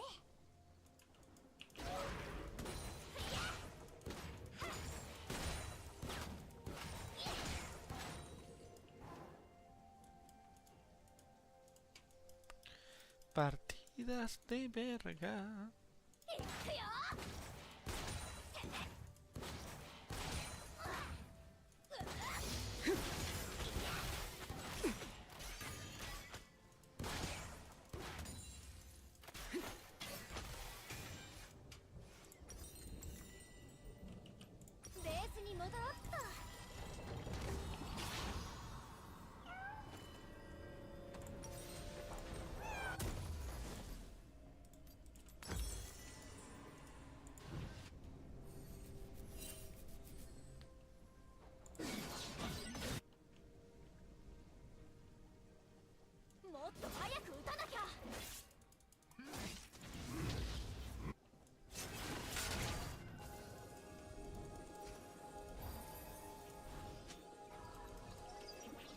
Bueno. Valorant.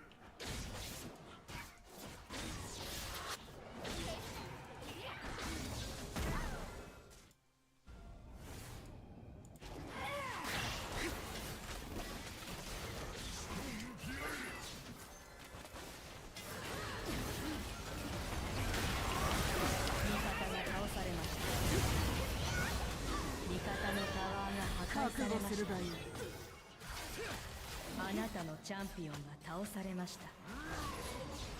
敵を倒しました。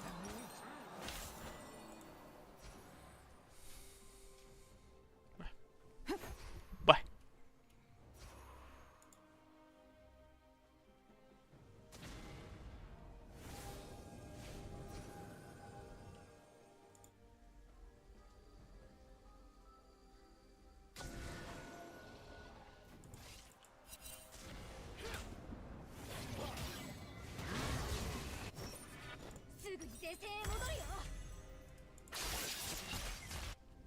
Estos culiados se están moviendo juntos.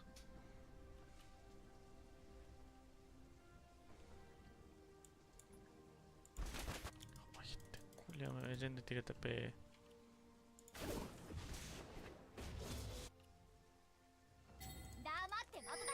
Sí, sí te voy yendo, imbécil.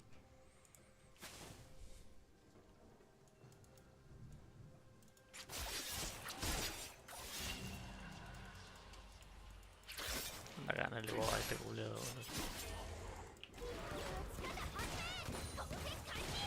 味方が倒されました。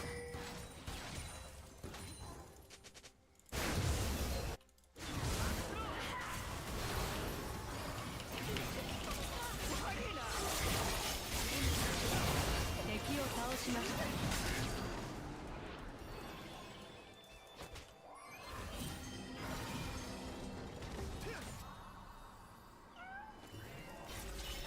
あなたのチャンピオンが倒されました。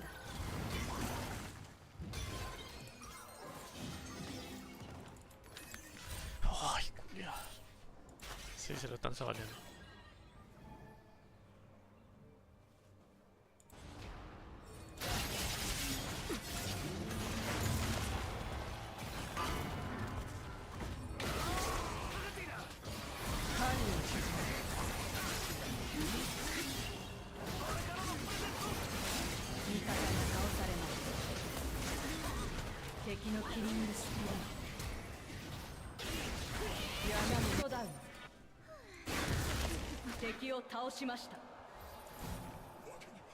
No sé cómo mataron a dos ahí. 味方のタワーが破壊されました。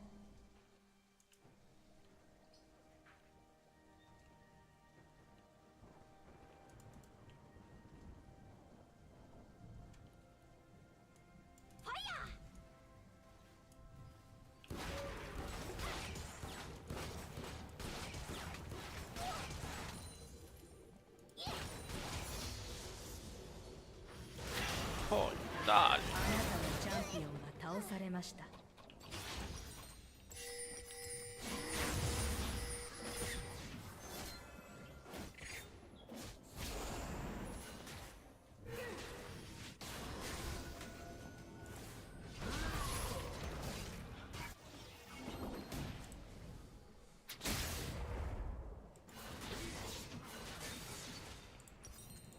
味方のタワーが破壊されました。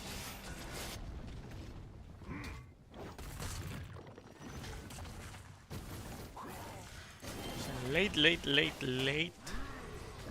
Capaz que algo hacemos, pero es complicado.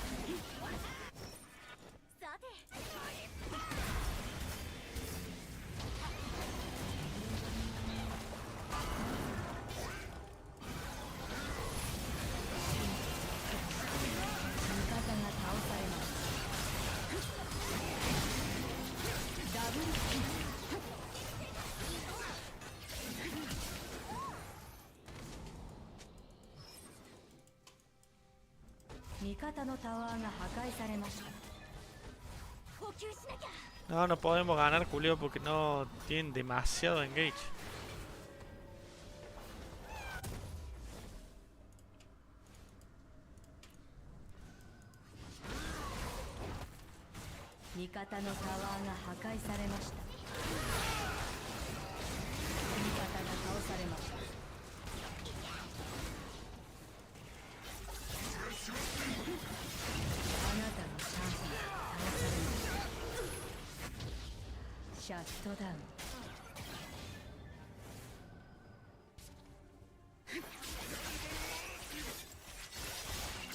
Si este culé de rescalo, ya fue.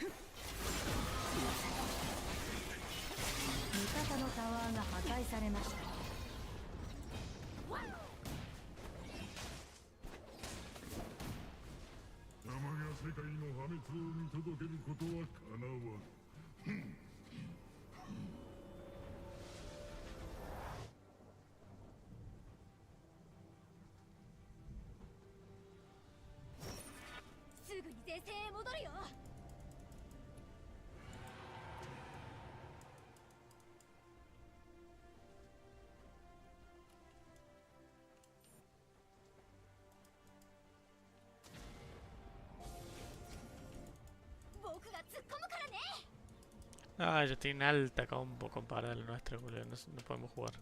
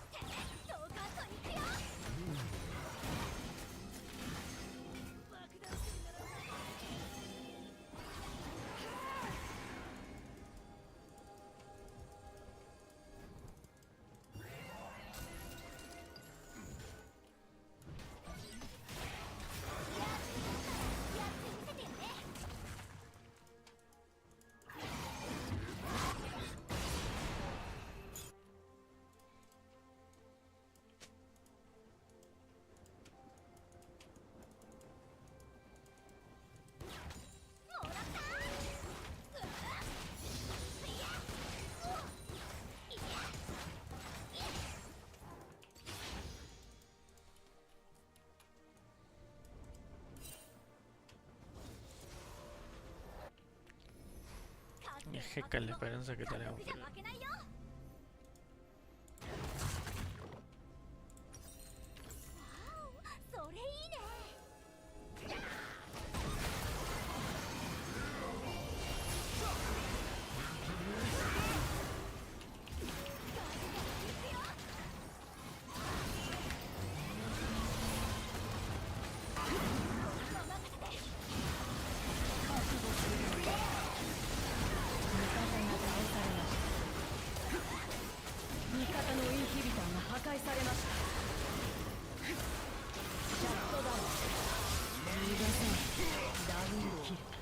¿Qué onda las R's de zona, Julio?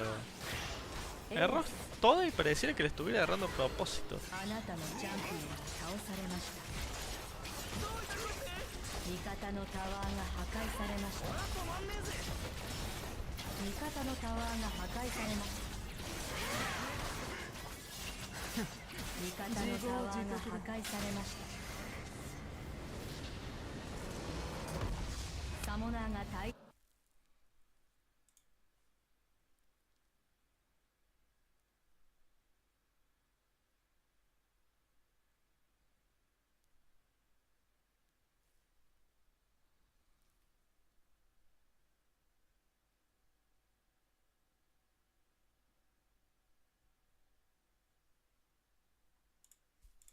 2 versus 2. So this is a lane again that BLG could really find advantages in if they can be active in the mid lane.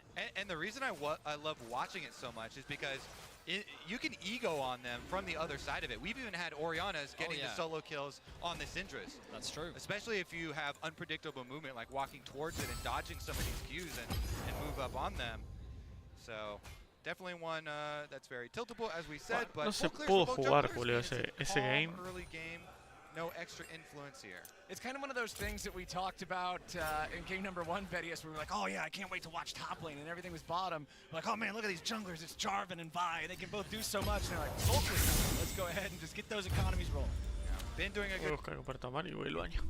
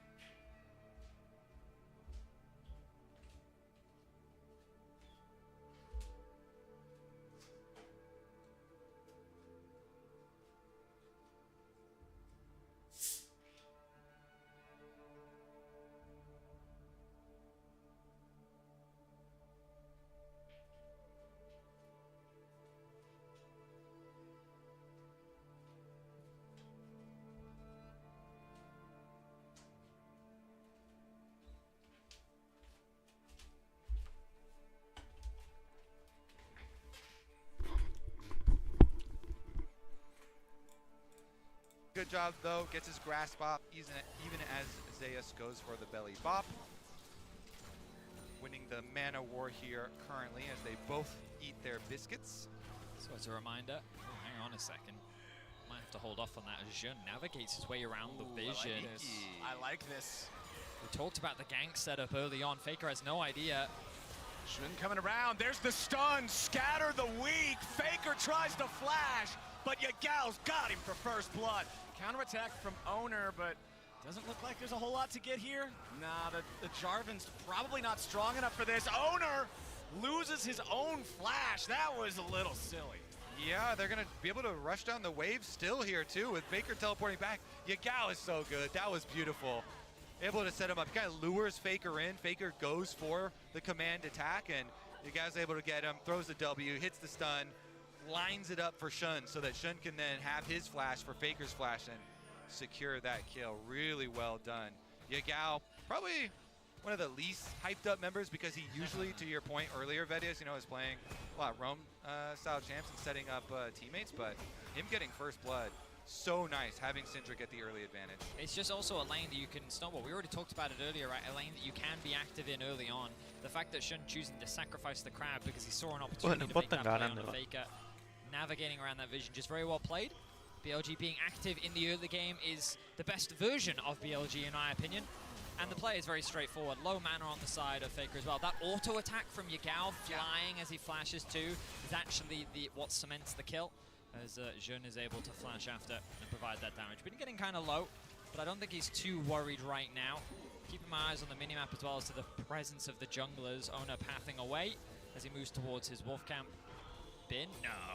No. He's just saying don't. Oh, he is! Oh, it does! Zeus went back in thinking he might plan an outplay, and Bin just beats him on the head with a stick. Uh-oh, no flash Faker. Faker doesn't get hit by the scat of the week, but it doesn't even matter. The unleashed power should be enough. Faker's just buying some time. Beautiful from BLG in game 2. Now this is BLG. Bin, I thought he was just saying, don't you dare come for these minions, and I guess he was. But then Zeus still dared for it. Body slam just inside. It's really good from Bin. Activation time there. Pops his counter-strike, gets the kill. Simultaneously getting the repeat gank onto mid too, punishing the no flash here. That's the snowball you're talking about. They're so vulnerable, these mages, when they don't have it, and it's going to be a knock-on effect. Dominoes here will start to fall. Shun picks up the dragon as well. And you look at Ona and you're like, where can you do anything, right? Maybe you can look for a kill in mid, maybe, but Yagao still has the flash, and if Vi is there, you lose that 2 versus 2. Top lane doesn't really have enough damage or options to be able to find a play in. Chinks, Tom Kench, is this really a lane that you can enable in the early game? T1 feels very stifled, and Ona's kind of responsibility is to mitigate BLG's early options, but that hasn't happened. BLG have found great plays in mid and a big confidence play for Bin. After getting solo killed in game 1, he now finds a solo kill for himself on one of his most comfortable champions. All right, let's see where our junglers tiene end up línea being como el involved. orto Once we el get level grado, 6, you can boludo. see those EXP bars on the side of the screen creeping ever closer to that point. Both of those ultimates incredibly effective at setting up some plays, as Ben wants to go in on Zeus, who knocks him back into the cask. But the Jack's still so strong, man. Hang on. Such an iconic pick Here for we go. Ben, and he's not afraid to use it. Zeus gets killed again. Ben is just tearing him apart. Yeah, I was thinking Zeus just used everything in the first engage, and then he just waits around and stands there and watches them, watches the minions. Been doing such a good job. He always gets his counter-strike off, gets his auto attack off as the body slam has been coming in, and this is the repeat gank. You're asking where's the level 6 of the junglers gonna go? There, I believe there's a few more seconds still as we get back to live, left on Faker's flash maybe. No, yo no soy, no, era el game perfecto.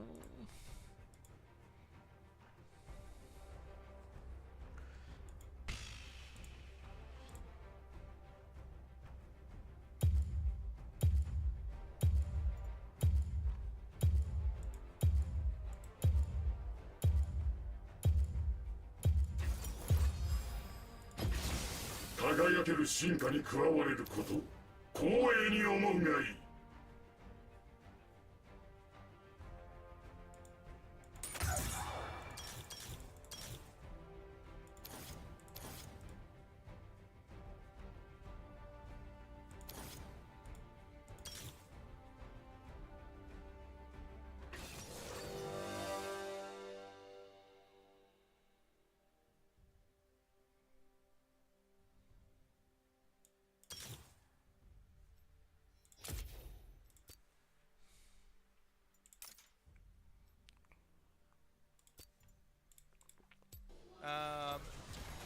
Yeah, a few more seconds, but looking back at this kill, very clean, very easy for Bin, and we talked about a confidence play. You can see the confidence shining through for him now. 2 kills top, 2 kills mid.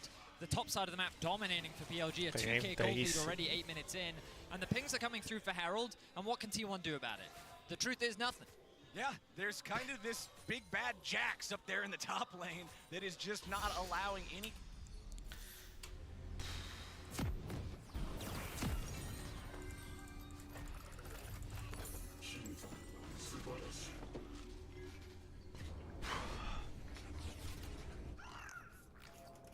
Tenemos Malphite a Momo Victor. Tenemos 3 ulti uno por lo menos que muera, ¿no?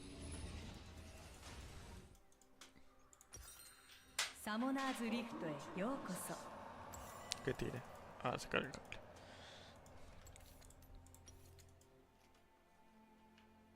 ミニオン出撃まであと30秒。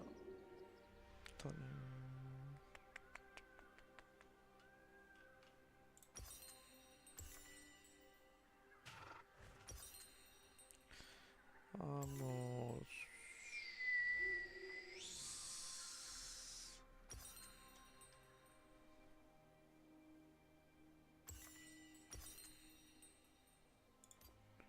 Leandri. ミニオンが出撃しました。 Nada raro.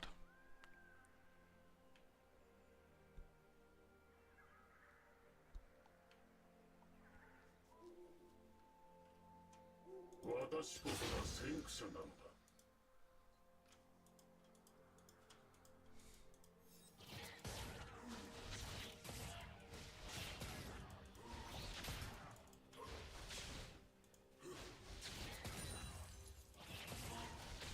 道を切り開く。 Ya arrancamos, digo. Puta madre. Dios.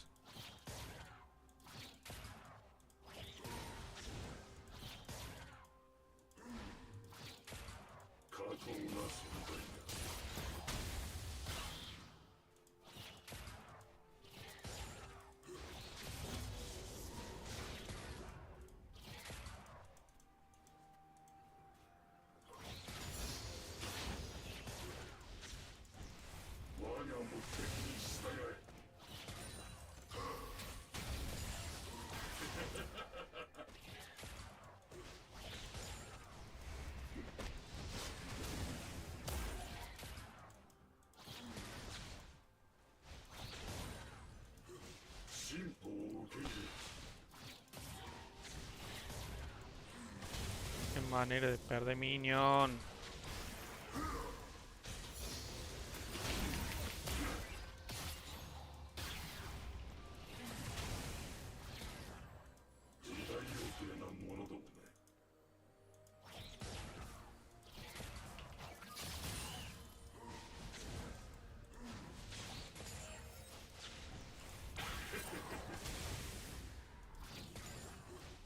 First Blood. Buena, Malphite.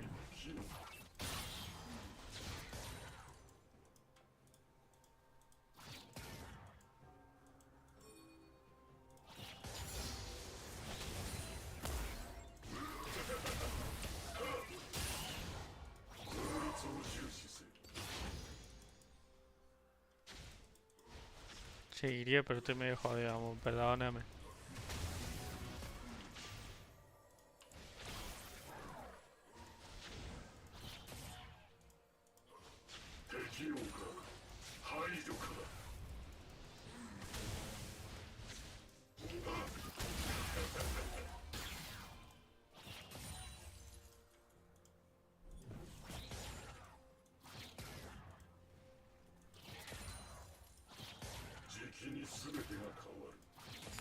Con Víctor lo peor que puede hacer es perder minion porque retrasa un montón de mejores de las habilidades.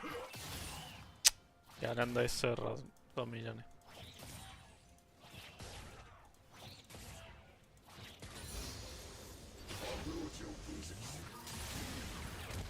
Y el cano. O porque no quede duda de que estoy jugando como el orto.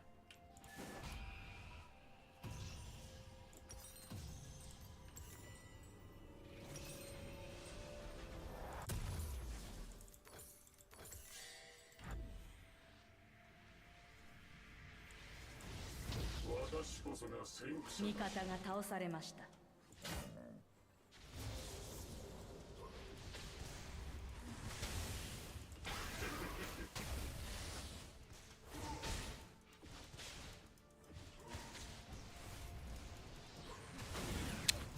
Pegó, culero.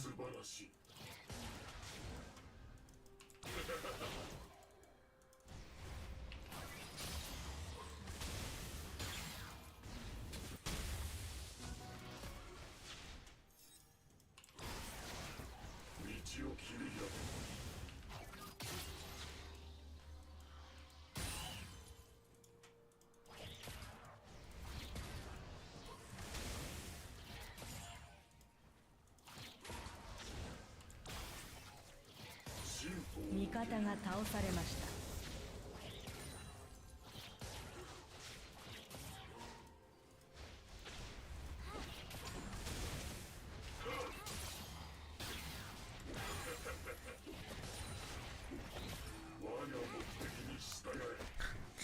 Todos los canon R creo, eh.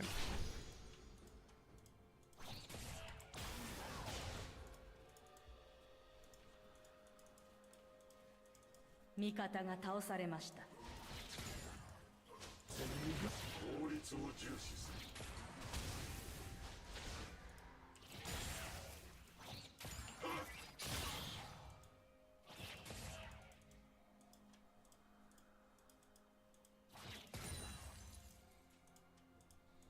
形よりも機能だ。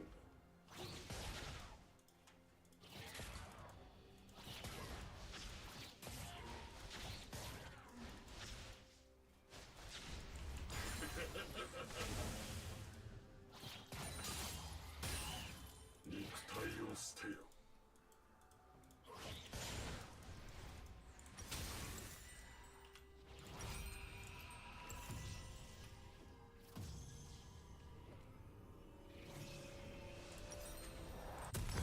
Tener un bombo combo, tener un bombo combo, hay que pensar eso.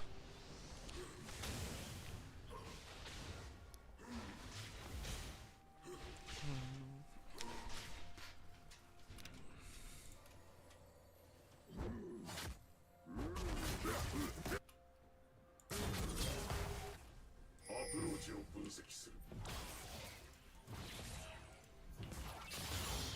敵のキリングスプリン。敵を倒しました。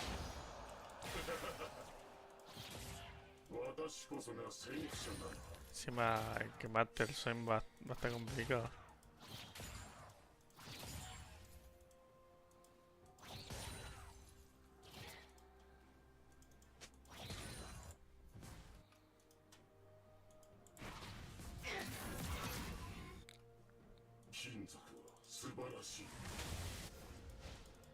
Se metió la...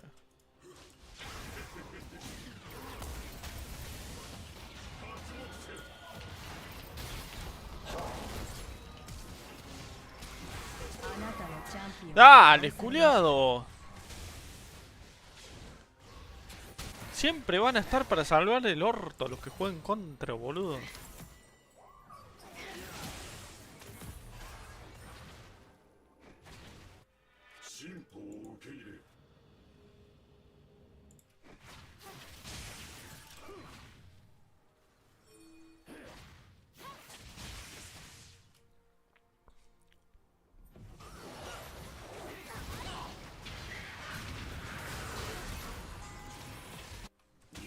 敵のランページ。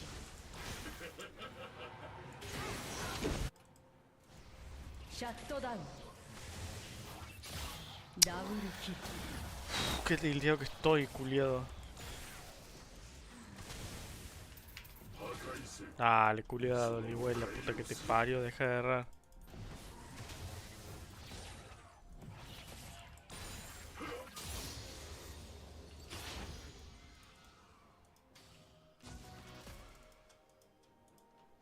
Me la está haciendo AP, culiado.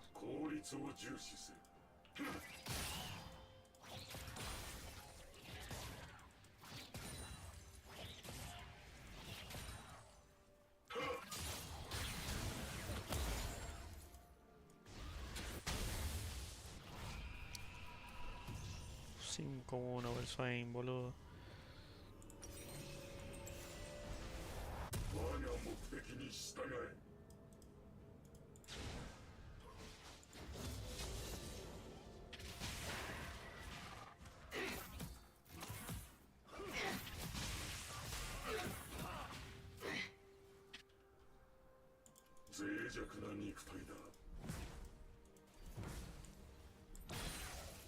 味方が倒されました。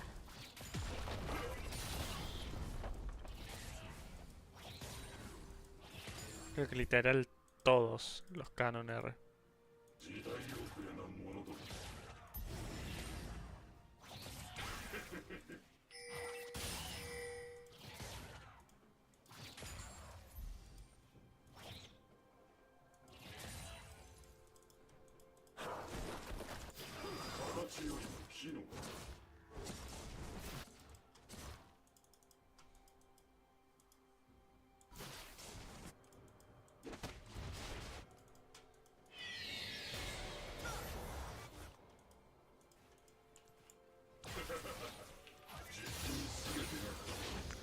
entonces y no tengo la mejor.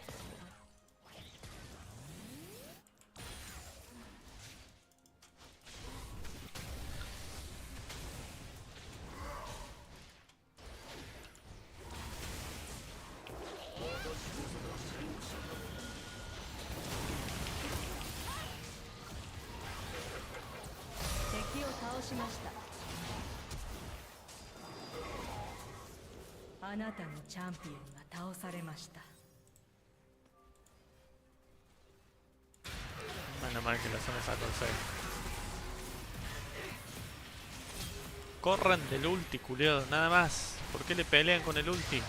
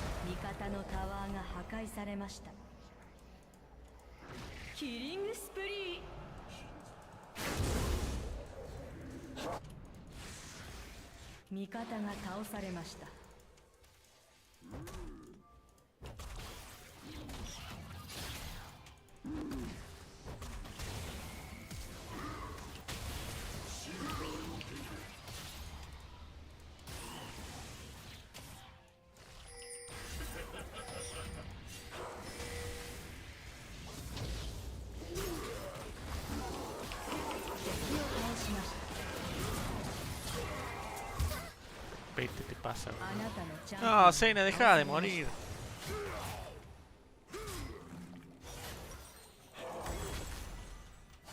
Tengo dijo el Sena del culo.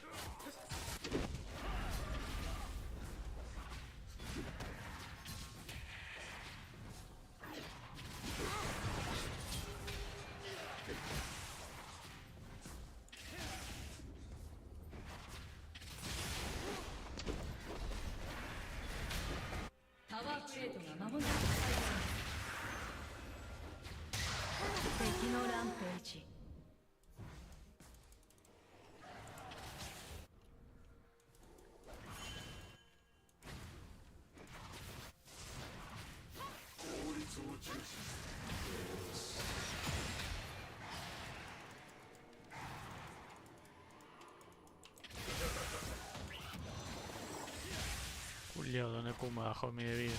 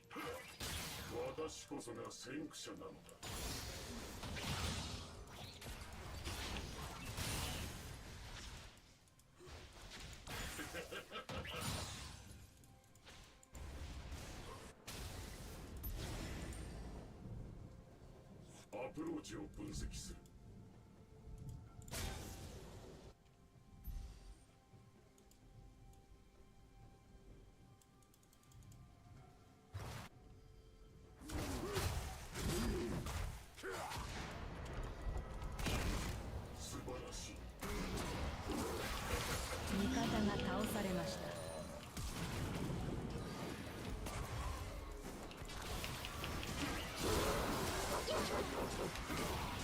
あなたのチャンピオンが倒されました。Dale, culiao, el Nami siempre está en todos lados, boludo.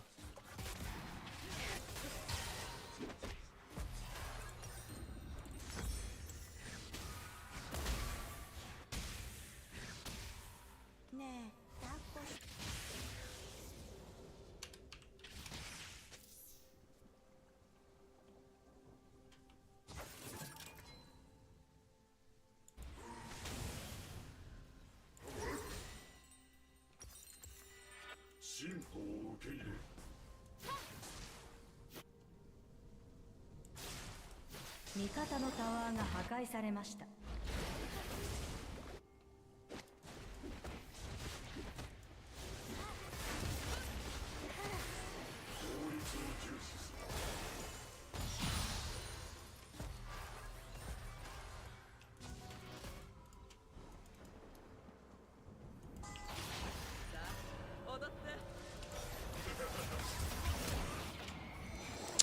Siempre tiene flash, culiao.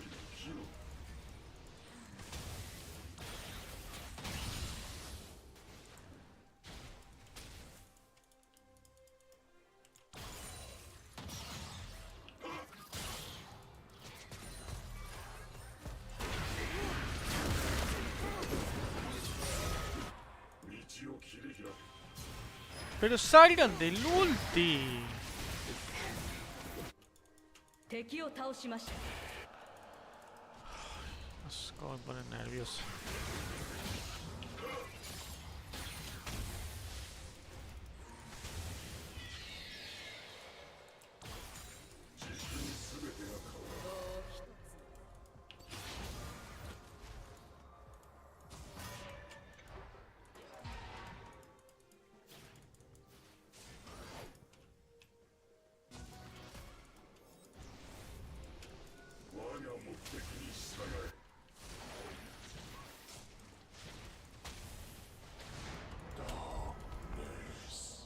Se muere la vaina.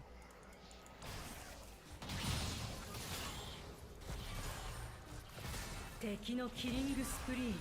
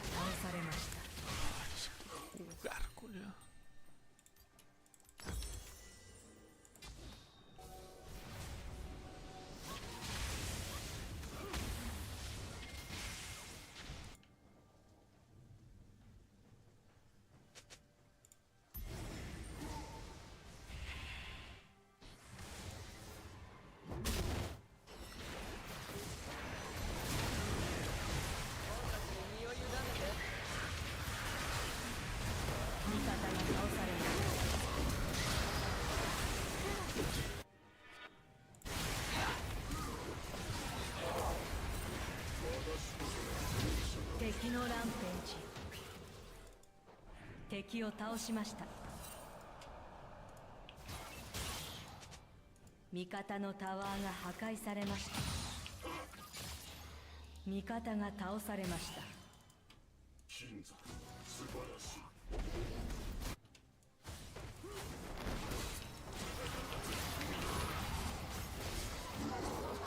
敵のアンストッパブル。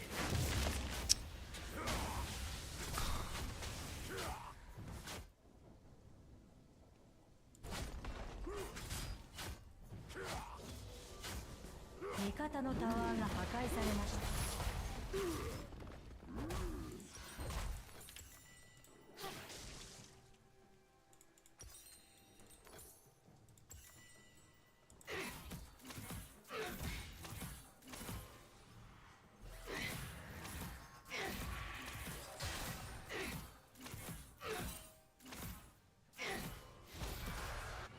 効率を重視する。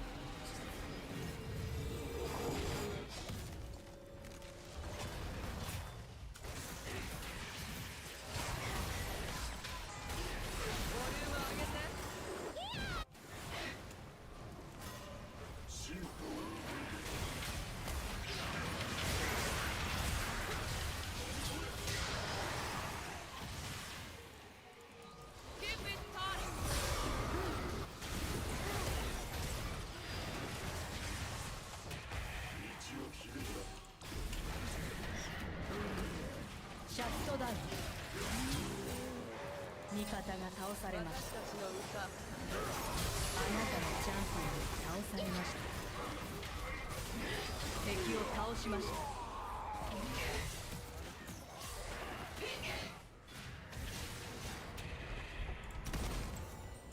味方が倒されました。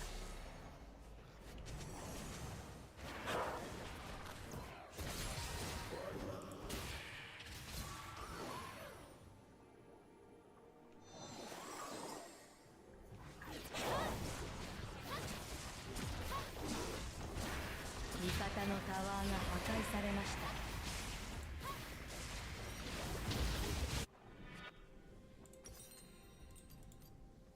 時期に全てが変わる。 No se puede jugar, culiao, ¿por qué no nos rendimos?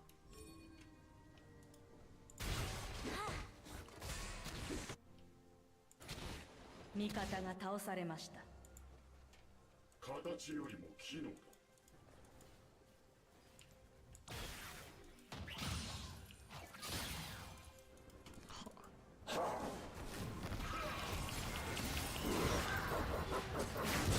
敵のキリングスプリン。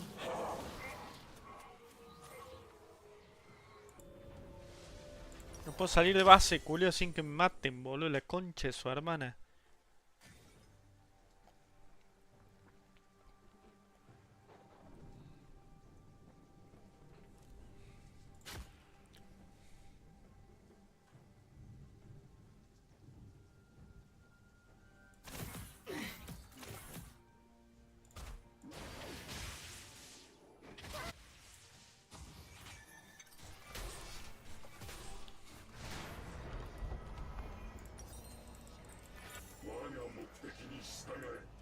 味方が倒されました。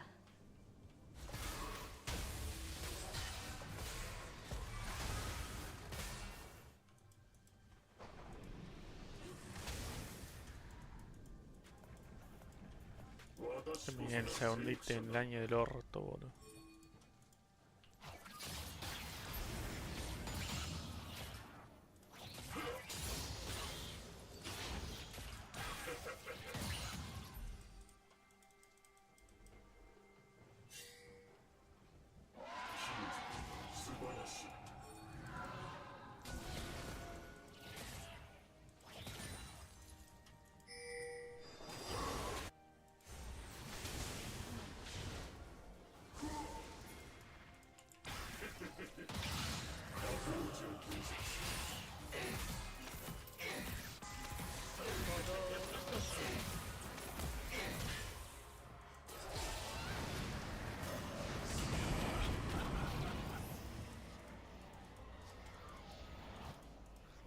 敵のランページ。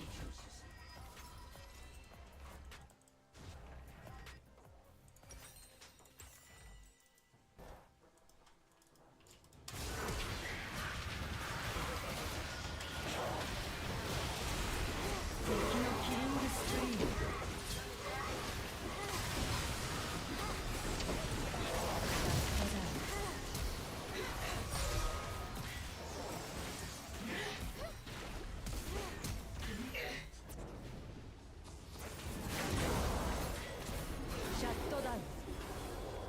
No sé qué hizo ese swinguleador, pero se suicidó. 味方のタワーが破壊されました。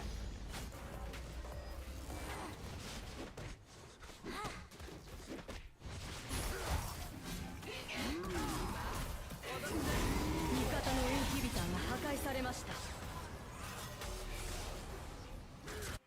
道を切り開く。味方のタワーが破壊されました。敵を倒しました。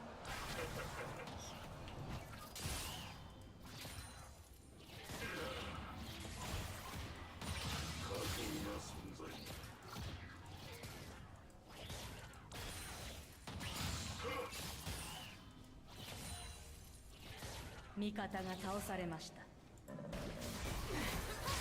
ャットダウン。 La vaina no está dando fe, pero vamos a perder igual, boludo.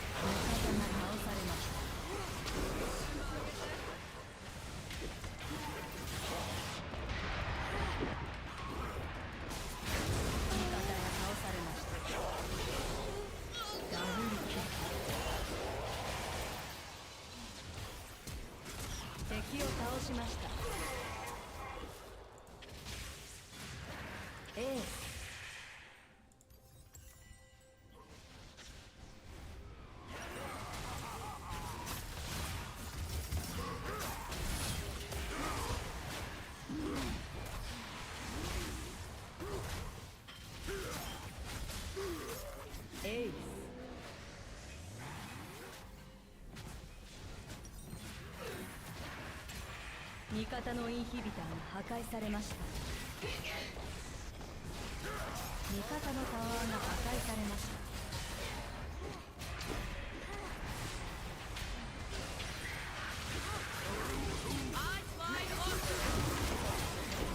敵のキリングスキルシャットダウン。味方のタワーが破壊されました。味方が倒されました。 Sí, era obvio que íbamos a perder. No nos rendimos hace 15 minutos, boludo.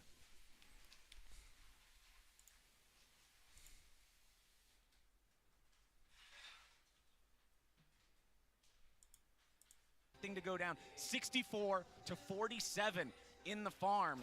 It was the Gragas picked after seeing the Jax locked in. This was the answer that T1 said they wanted to go with, and Bin just seems to know the matchup better. Angry Bin, he's gonna do everything. Get a couple of solo kills, go start up that Rift Herald for you. Meanwhile, On making his roam mid through 2 to get priority. That means bottom lane's left open, T1. Small window. Bueno, gente, estoy recontra tilteado, no quiero ni jugar, boludo, así que mañana streameo de vuelta, nos estamos viendo.